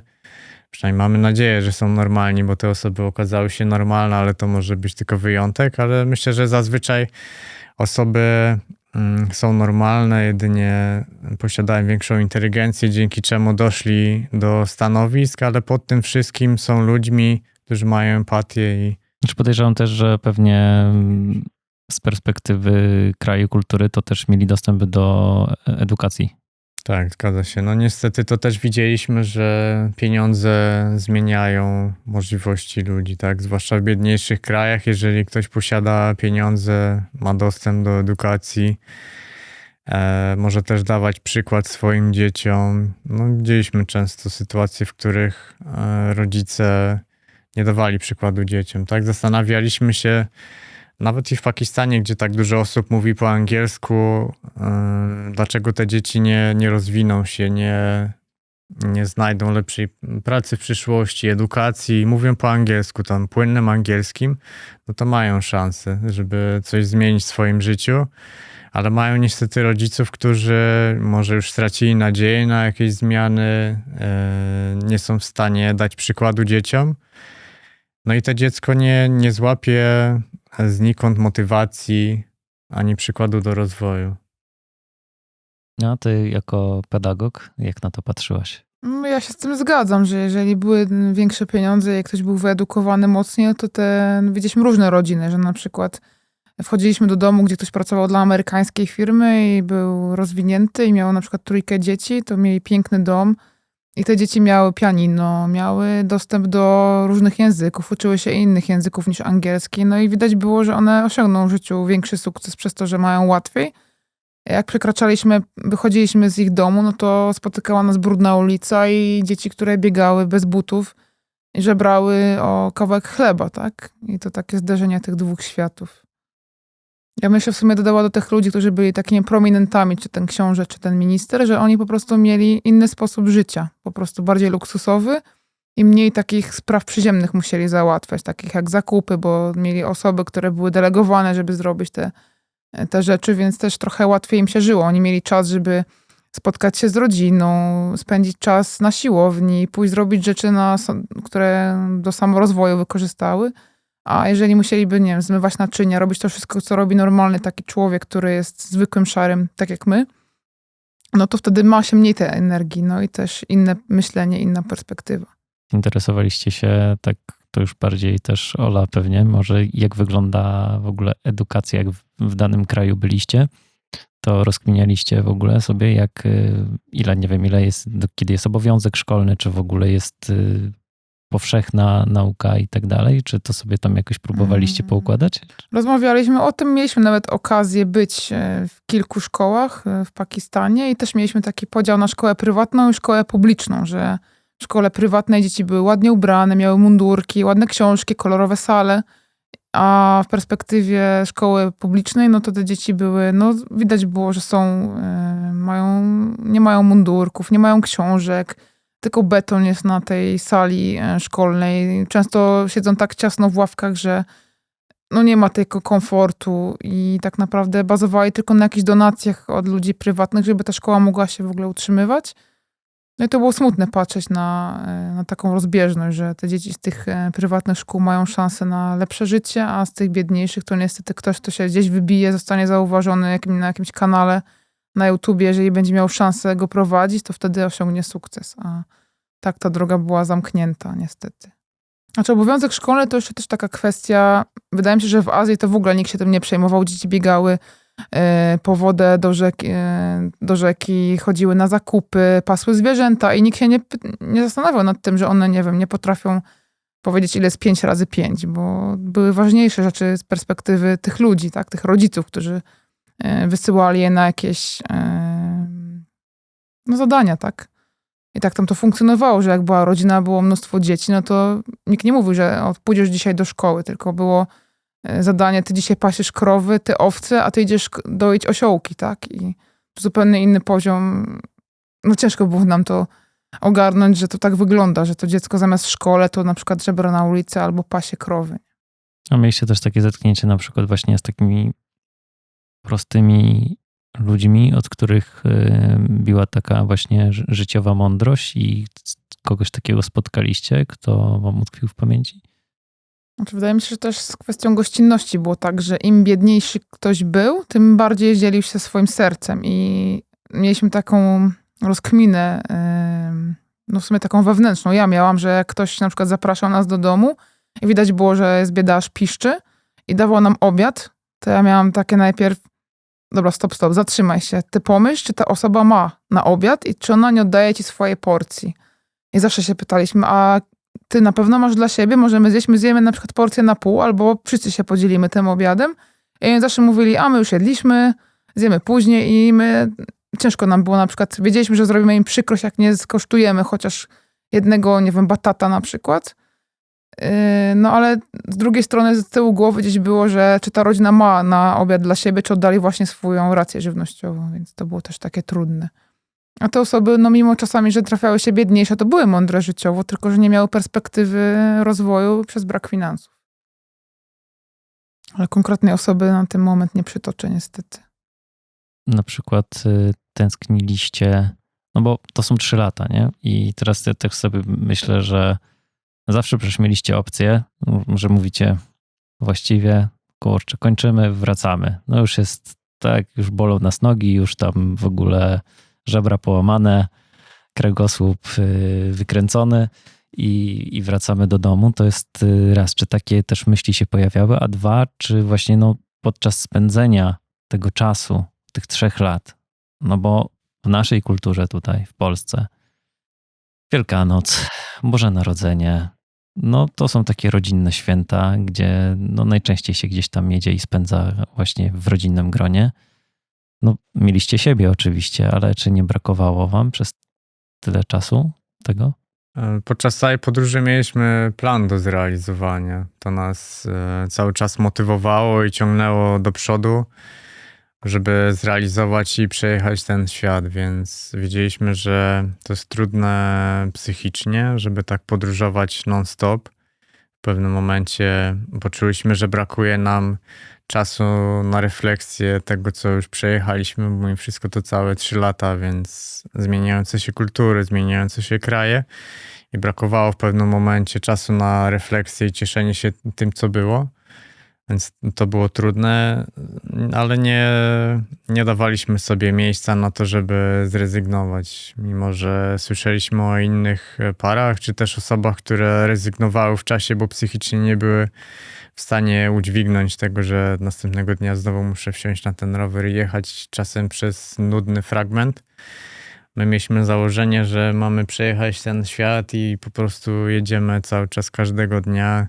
Tak samo jak wcześniej każdego dnia wstawaliśmy do pracy i szliśmy do tej pracy, mimo że człowiek narzekał, że czasem narzekał, bo nie codziennie na szczęście, że znowu muszę iść do tej pracy, ale mieliśmy cel do zrealizowania, a jeżeli chodzi o święta, tradycję rodzinną, to muszę cię zaskoczyć, że jeżeli uważasz, że w Europie i w Polsce jest silna tradycja rodzinna, to nie jest do końca prawda, bo na świecie, zwłaszcza w krajach muzułmańskich, ta tradycja rodzinna jest znacznie większa i te osoby często sobie nie wyobrażały, żeby wyjechać i mieszkać, studiować w innym mieście, tak? Żeby zostawić rodzinę, żeby wyjechać, nie wiem, za granicę i pracować, tak? Bo w Polsce można emigrować, nie wiem, do Wielkiej Brytanii, ale wraca się na święta i wszystko jest okej, tak? To jest akceptowalny poziom.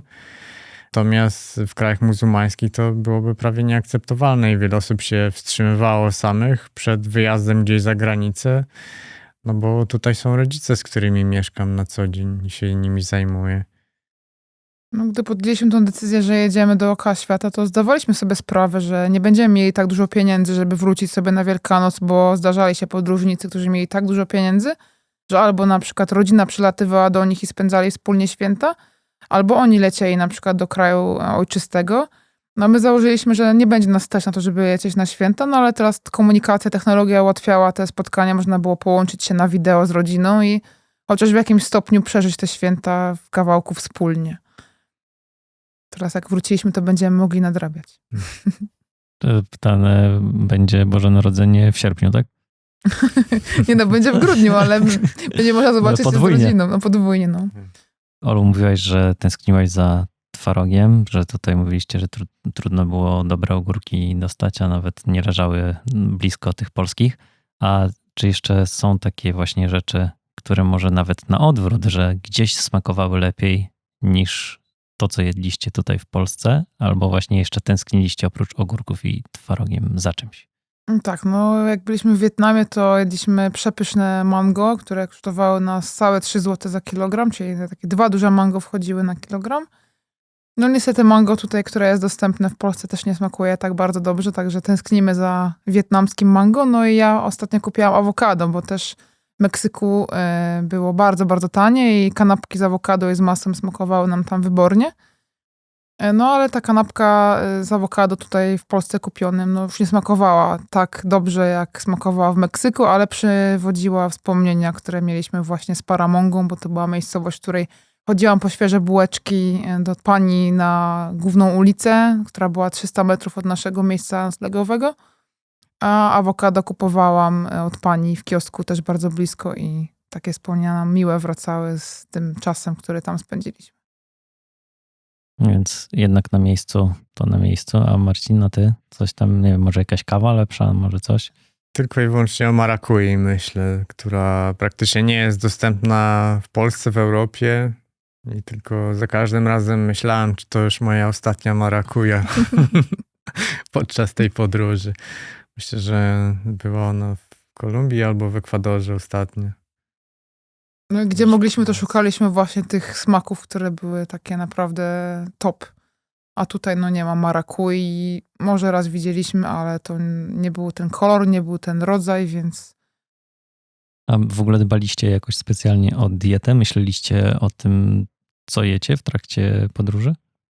Staraliśmy się bilansować naszą dietę, jeść co najmniej 1 owoc, 1 warzywo. Nie zawsze było to możliwe. Tak jak mówiliśmy, że w niektórych regionach świata była tylko 3-dniowa bułka i sardynki z puszki. I muszę przyznać, że po pewnym czasie odczuwaliśmy już braki żywieniowe. Jak tak 3 miesiące tylko na bułce i sardynkach jechaliśmy, to już człowiek czuł osłabienie organizmu. No ale taka była cena tej podróży. Znaczy, no nie było też nas stać, bo mi się wydaje, że jakbyśmy chodzili po restauracjach w Argentynie czy Chile, no to tam byśmy zjedli jakieś warzywne rzeczy i można byłoby tę dietę mocniej bilansować, ale te posiłki no, przekraczały znacznie nasz budżet, więc były poza zasięgiem sieci. Ale też się zdarzało, że jednak w tych restauracjach od czasu do czasu jedliście, chociaż tam chyba główną rolę właśnie grała cena, tak jak mówicie. Tak, ale zdarzały się miejsca, gdzie można było zjeść pyszne empanady za 20 kilka złotych, 10 sztuk, więc To była cena, którą można było akceptować. Tak, w Argentynie, Chile, natomiast w innych krajach, jak w Peru, czy też Boliwii, zwłaszcza w Boliwii, za 6 zł mogliśmy zjeść grillowaną pierś z kurczaka z frytkami Z zupą. i ryżem. Jeszcze zupą. była zupa, był często deser i był jakiś sok. I to wszystko łącznie kosztowało 6 zł, a najtańszy obiad, który zjedliśmy, kosztował całe 3,30. Także jak weszliśmy do tej restauracji, bo to zwykle były takie restauracje przy domach, że babcia na przykład albo jakaś starsza pani gotowała. No i powiedzieliśmy, że chcielibyśmy zjeść danie dnia. I ona tak na nas spojrzała i ona mówi, ale jesteście pewni, że chcecie zjeść to danie? No i ona założyła, że jak jesteśmy biali, jesteśmy z innego kraju jako turyści, to nie mamy ochoty zjeść za 3 zł, że to dla nas jest, nie wiem, za tanio, albo w ogóle, że no była zdziwiona, że wybieramy jakieś danie dnia, które kosztuje 3 zł, tak? Ale było bardzo smaczne, więc nam smakowało. A baliście się kiedyś coś zjeść? Albo mieliście obawy, czy na pewno to jest świeże? Bać mi się nie, ale nie jedliśmy wszystkich dziwnych produktów i dań, które na świecie można znaleźć. Na przykład pieczonego szczura w Laosie, gdzie widzieliśmy wystające ząbki. Jeszcze tego zwierzaka, czy też na przykład nie jedliśmy świnek morskich w Ameryce Południowej. Widzieliśmy, jak na ruszcie obracają się pieczone świnki. To niestety był przykry widok, bo sami kiedyś posiadaliśmy świnkę morską, więc było nam przykro teraz widzieć świnkę, która jest zjadana. No Tak też to nie nie jedliśmy myślę. chrząszczy, jakichś chrabąszczy, pająków, bo też to w Tajlandii była taka możliwość, że na targach sprzedawali te robale. No ale to jest ze względu na to, że one na pewno nie były świeże, bo jak tam byliśmy chyba tydzień, no to na tych stoiskach non-stop te same robaki leżały, więc ich świeżość mogła być wątpliwa. Ale jedliśmy na przykład kangura w Australii. Jest to może szokujące, żeby zjeść kangura, bo każdy sobie wyobraża, że to jest takie nietypowe i unikalne zwierzę. Natomiast kangury w Australii występują masowo, tak jak owce czy też krowy w Europie. No i to jest normalne, żeby zjeść kangura. Smakuje Jak kurczak. jak kurczak, no mniej więcej. A z takich mięs nietypowych jeszcze jedliśmy renifera?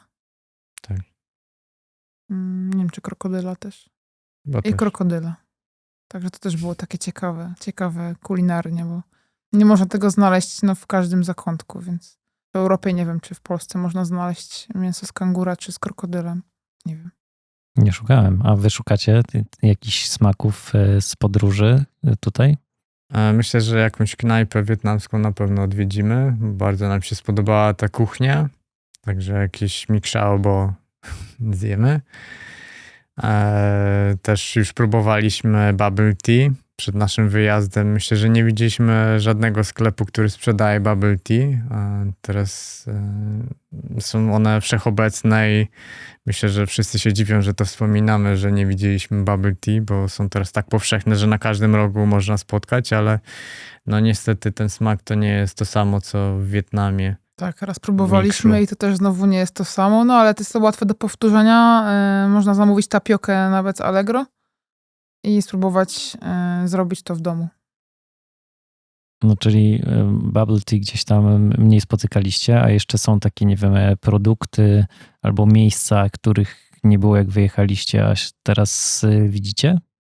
Znaczy część lokali się pewnie pozamykała, takich różnych jedzeniowych czy ubraniowych. No, bardziej I chodzi mi, wiesz, o takie właśnie zjawisko, tak jak jest to moda na to bubble tea na przykład i nie wiem, no ja, wiesz, jestem na co dzień tutaj, więc pewnie nie widzę jakichś tam tych zmian, które się wydarzyły.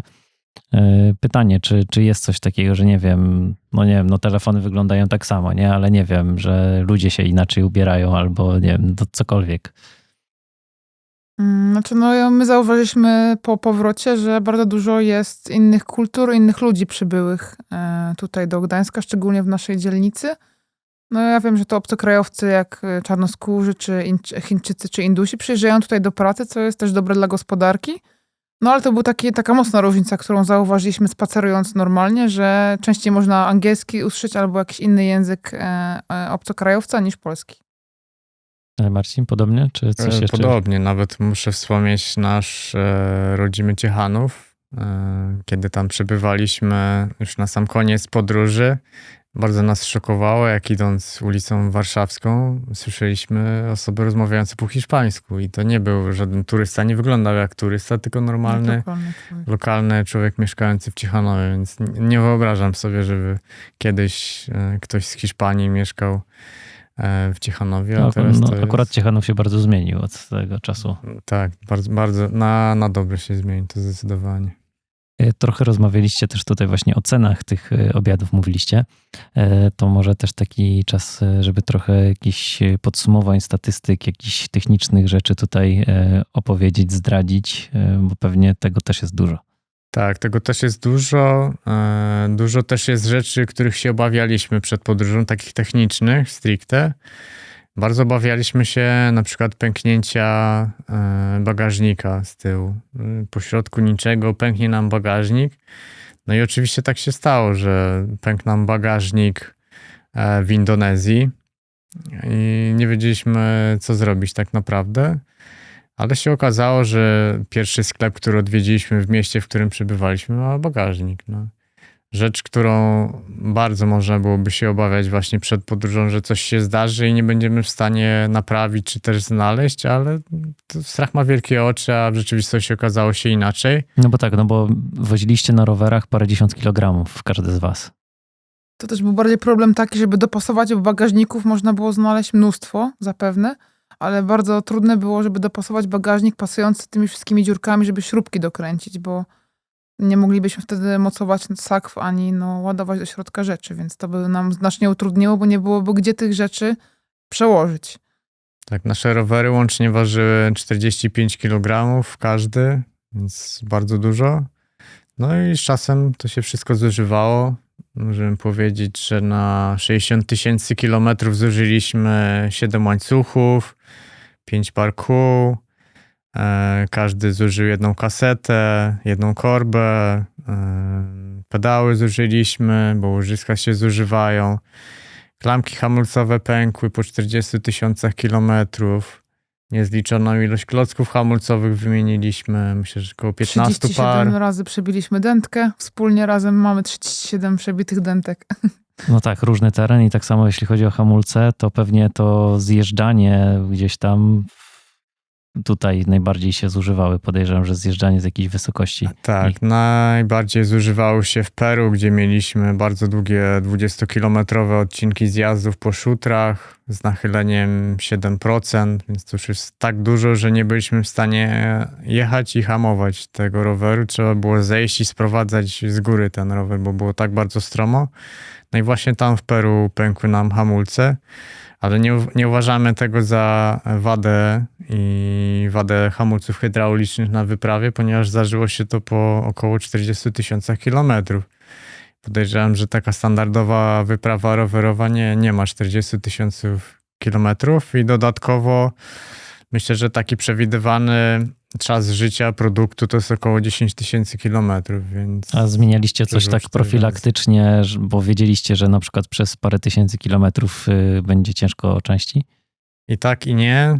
Często nie profilaktycznie, ale wiedzieliśmy, że musimy do jakiegoś miejsca dojechać, żeby coś kupić, więc bardziej zachowawczo jechaliśmy i trzymaliśmy kciuki, żeby na przykład opona nie pękła, żeby jeszcze dojechała te 2000 kilometrów, gdzie możemy kupić dobrej jakości oponę.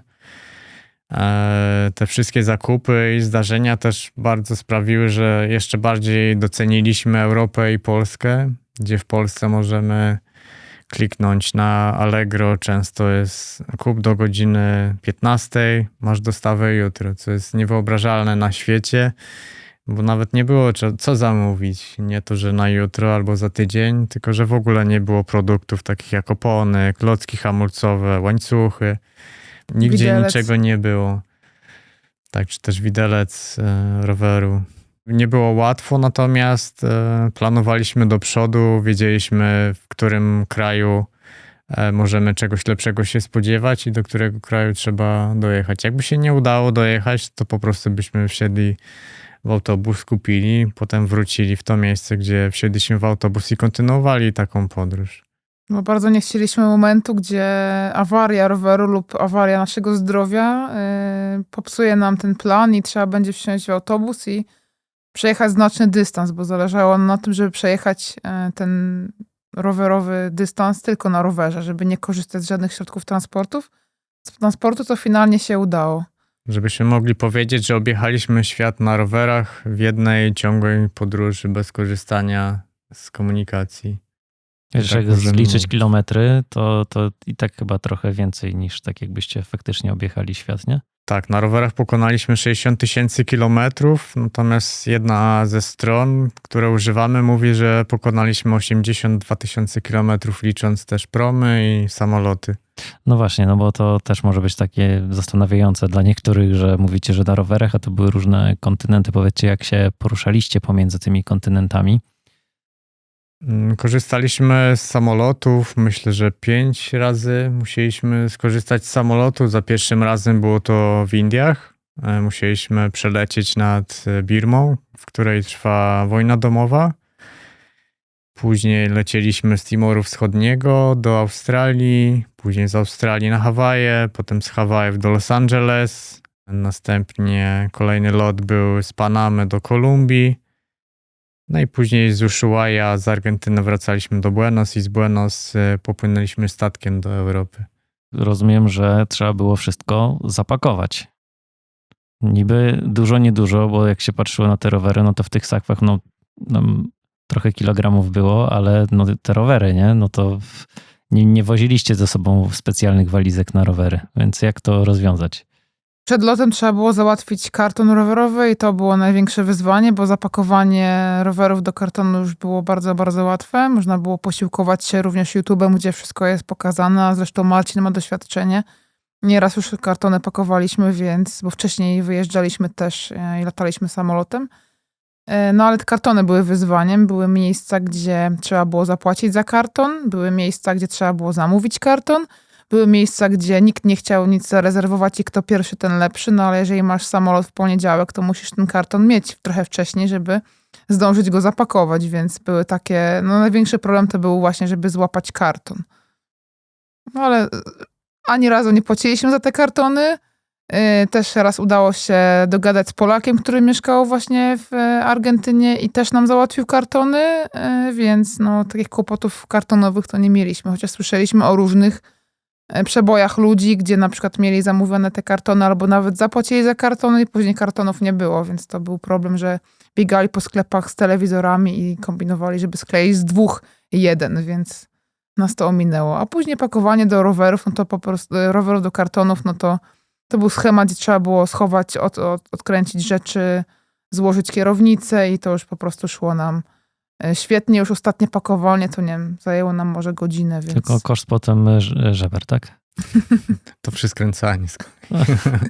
Tak, w ostatnim pakowaniu się dziwiliśmy, że tak szybko i to zdziwienie było tak duże, że zastanawialiśmy się, czy coś nie zostało albo czy coś źle zrobiliśmy, bo tak łatwo poszło. Tak szybko. Tak szybko, bez zbędnych dyskusji i zastanawiania się co, gdzie.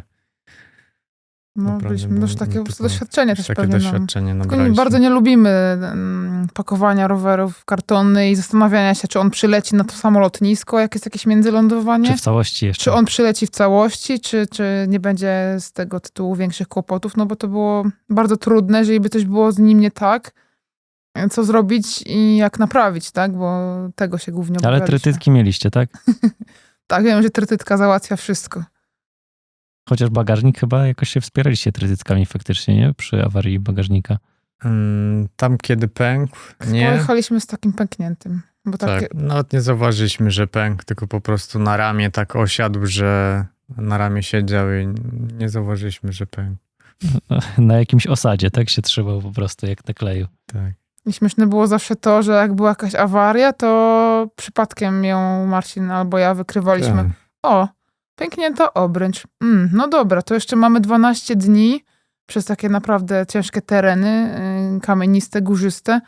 Trzymamy kciuki, żeby się udało, żeby ta szprycha nie wypchnęła mocniej, bo wtedy scentruje się ci koło i nie pojedziemy. No i tak było kilka razy, że trzeba było ściskać kciuki, żeby ta awaria nie pogorszyła się na tyle, że uniemożliwi jazdę, bo nie dałoby rady bez autobusów. Ale mimo wszystko mieliście trochę szczęścia z tymi częściami, nie? Po drodze. Bo tak jak mówię, gdzieś tam, że coś się zużyło, od razu sklep pierwszy, bach, jest część, więc... Tak, że nie należy się obawiać, planując podróż, że nie znajdziemy części w razie awarii. Wszystko się znajdowało.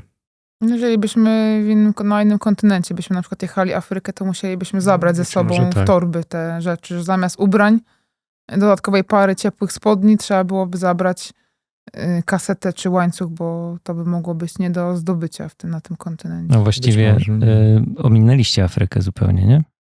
Niestety tak, bo tak jak właśnie Ola wspominała, ta Afryka wymagałaby zupełnie innego sprzętu, przygotowania. Być może też ta sytuacja z przejścia granicznego między Argentyną a Chile pokazała nam, że może to już czas wrócić do domu, że jakieś tam zagrożenia czyhają na świecie i niebezpieczeństwo tej podróży istnieje.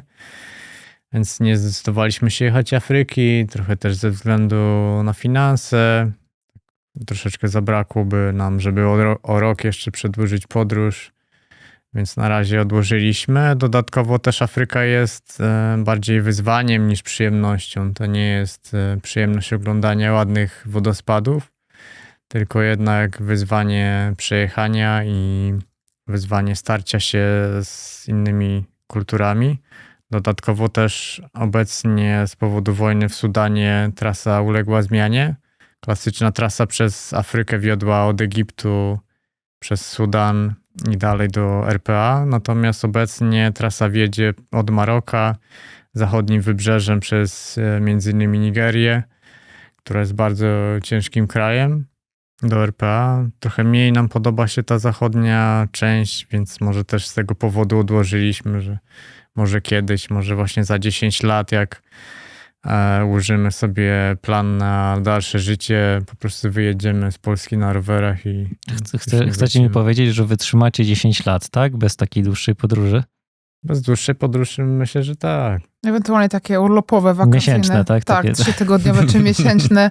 Może jeszcze będą wchodziły w grę, ale w tym momencie musimy się skupić na tym, jakie wyzwania tutaj nas czekają i powolutku, krok po kroku planować sobie tą przyszłość.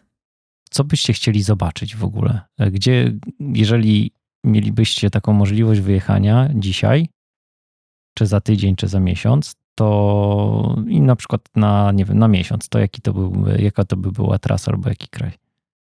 Ja bym powiedziała, że bym chciała przejechać być może Pamir Highway i wszystkie kraje, które są bardzo blisko. Tadżykistan, Kirgistan, Uzbekistan, bo tam w ogóle nas jeszcze nie było i czytaliśmy, oglądaliśmy różne podróżnicze vlogi i mnie bardzo inspiruje tamta część.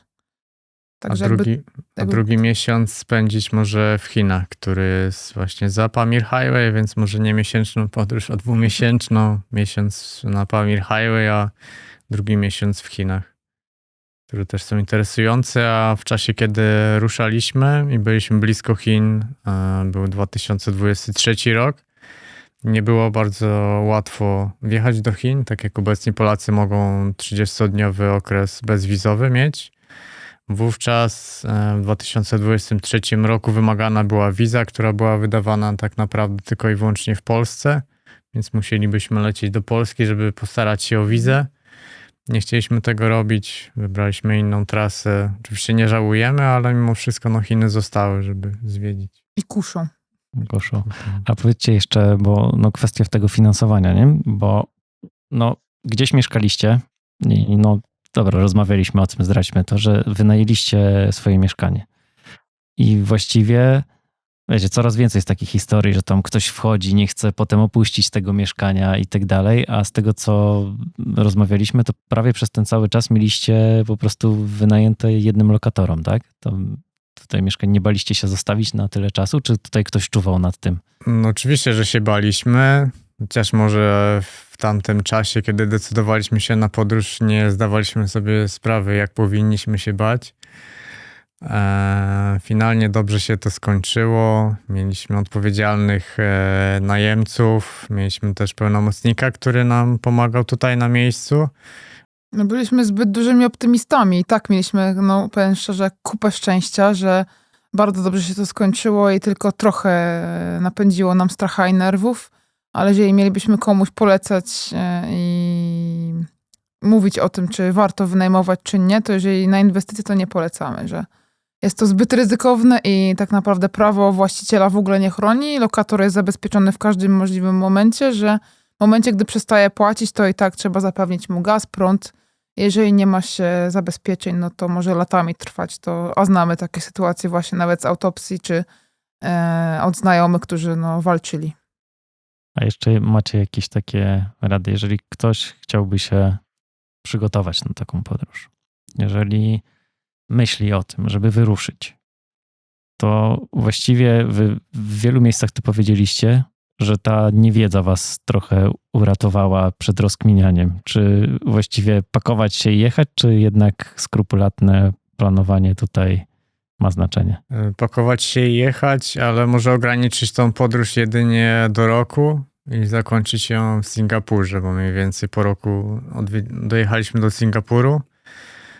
Dalsza podróż wiąże się z ogromnymi kosztami lotów międzykontynentalnych i tak jak wspominaliśmy, że dziennie na osobę na jedzenie i noclegi wydawaliśmy 31 zł, to w sumie patrząc na cały budżet, część na jedzenie i noclegi stanowi tylko 45% wszystkich wydatków, więc to jest szokujące, jak dużo musieliśmy wydać na transporty, wizy i naprawy.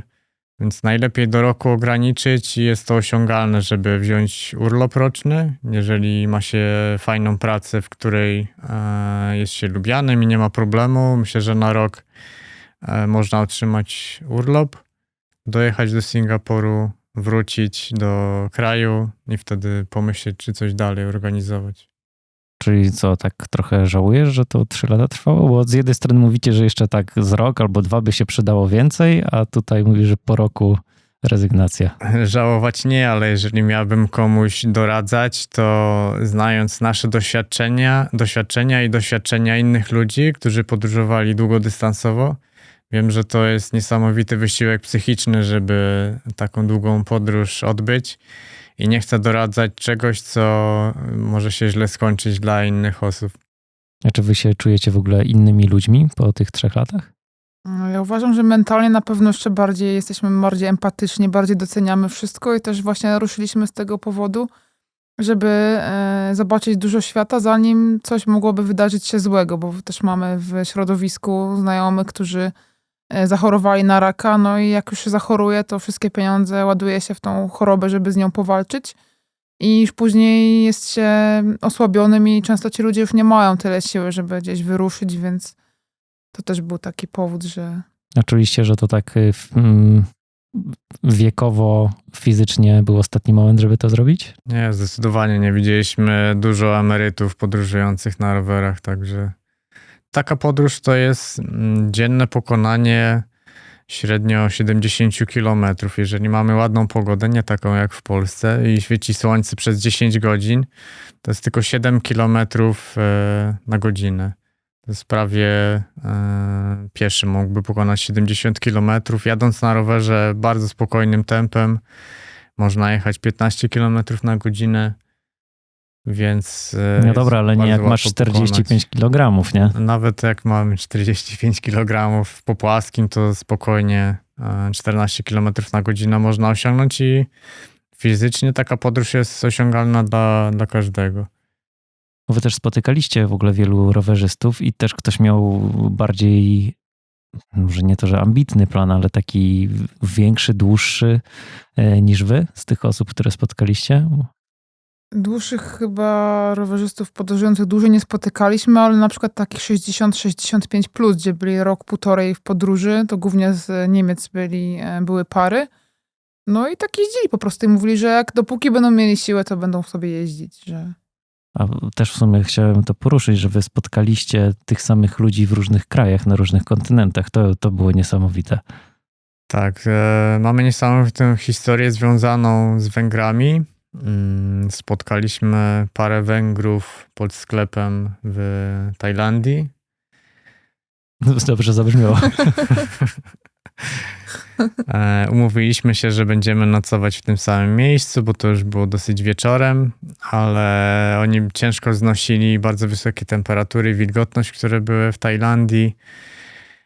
Finalnie my dojechaliśmy szybciej na to miejsce, bo dosyć dobrze znosiliśmy temperatury, rozłożyliśmy się, oni natomiast nie przyjeżdżali, dopiero późno w nocy słyszeliśmy rozkładany namiot i to byli oni, więc dużo nie porozmawialiśmy poza tą sytuacją pod sklepem. I oni też zwinęli się przed wschodem słońca, więc nawet nie mieliśmy szansy powiedzieć im cześć. A spotkaliśmy ich 2 lata później na Węgrzech, kiedy przyjechali na weekend, żeby pojeździć wokół jeziora Balaton. I nagle ktoś krzyczy do nas: zatrzymaj się, już się kiedyś widzieliśmy, i się okazuje, że to właśnie oni. No to było zabawne. Najbardziej doświadczenie. zabawne, że byliśmy cały czas w tej samej podróży, my, tak? A minęły już 2 lata, a oni jeszcze raz nas widzą w tej samej podróży. I też się pytali, czy byliśmy w tym czasie w rodzinnych stronach. To byli zaskoczeni, że nie wróciliśmy i że jeszcze ta podróż trwa. Że to dalej jest ten sam rower i że no... Ale super było ich spotkać, porozmawiać chwilę. I też mieliśmy takie śmieszne zadanie, że ten gospodarz, bo jechaliśmy do gospodarza, którego nocowaliśmy w pierwszą stronę. I on właśnie był z Węgier i mieszkał tam 3 kilometry od miejsca, gdzie się spotkaliśmy z tą parą. I on nas poprosił na początku, że jak spotkamy w naszej podróży jakichś rowerzystów czy podróżników z Węgier, to mamy po węgiersku nagrać pozdrowienie i mu wysłać. I z nimi chcieliśmy zrobić to samo, tylko że nie spotkaliśmy się wtedy na tej Tajlandii, żeby to zrobić. I właśnie jak spotkaliśmy ich na tej ulicy przed tym domem tego gospodarza, to się udało to zrobić i pokazaliśmy ten filmik, jak dojechaliśmy do gospodarza, także świat jest po prostu mały i wszystko jest możliwe, a nasze motto spodziewaj się niespodziewanego to w takich momentach ma zastosowanie. A co dalej? Słuchajcie, bo tutaj Marcin już tak sprzedał się, że jakaś książka, coś powstanie, jakiś plan. Znaczy, no mocno to rozważamy, jeszcze nie wiemy co, jak to będzie wyglądało, są różne rozmowy, no teraz musimy skupić się na tym, żeby jakoś się zaklimatyzować w nowej rzeczywistości, takiej stacjonarnej, bez takich długich podróży. Podróżować będziemy pewnie dalej, oglądając YouTube'a i ewentualnie myśląc sobie, co byśmy mogli zrobić. Tak, będziemy zamiast przewijać rolki na Instagramie, to będziemy przewijali nasze zdjęcia i tak codziennie coś wspominali. Ale myślę, że będziemy dążyli do tego, żeby znaleźć jakąś pracę zdalną. Wiadomo, że to jest plan długoterminowy, a nie, że sobie wyobrażamy, że nagle zrobimy pstryki, znajdziemy od razu pracę marzeń, bo to nie tak wygląda. Ale pracę zdalną chcemy znaleźć i później przenieść się do Azji Południowo-Wschodniej, żeby żyć powiedzmy w Wietnamie, w którym widzieliśmy, że można mieć za 30 zł pokój z widokiem na ocean, z codziennym sprzątaniem. I mango za 3 zł. I mango za 3 zł. Także to jest nasz cel na powiedzmy najbliższe 10 lat. Okej, a jeszcze tak, gdzie was można spotkać? Wasz Instagram? Oczywiście linki wszystkie będą w opisie, tradycyjnie. Jeżeli się pojawi, nie wiem, jakaś książka, jakiś, nie wiem, chyba że w formie jakiejś audiobooka czy jakiś wideo coś będziecie robić, to będzie właśnie wszystko pewnie u was na Instagramie. I co, strona internetowa? Strona internetowa jest niestety niezaaktualizowana.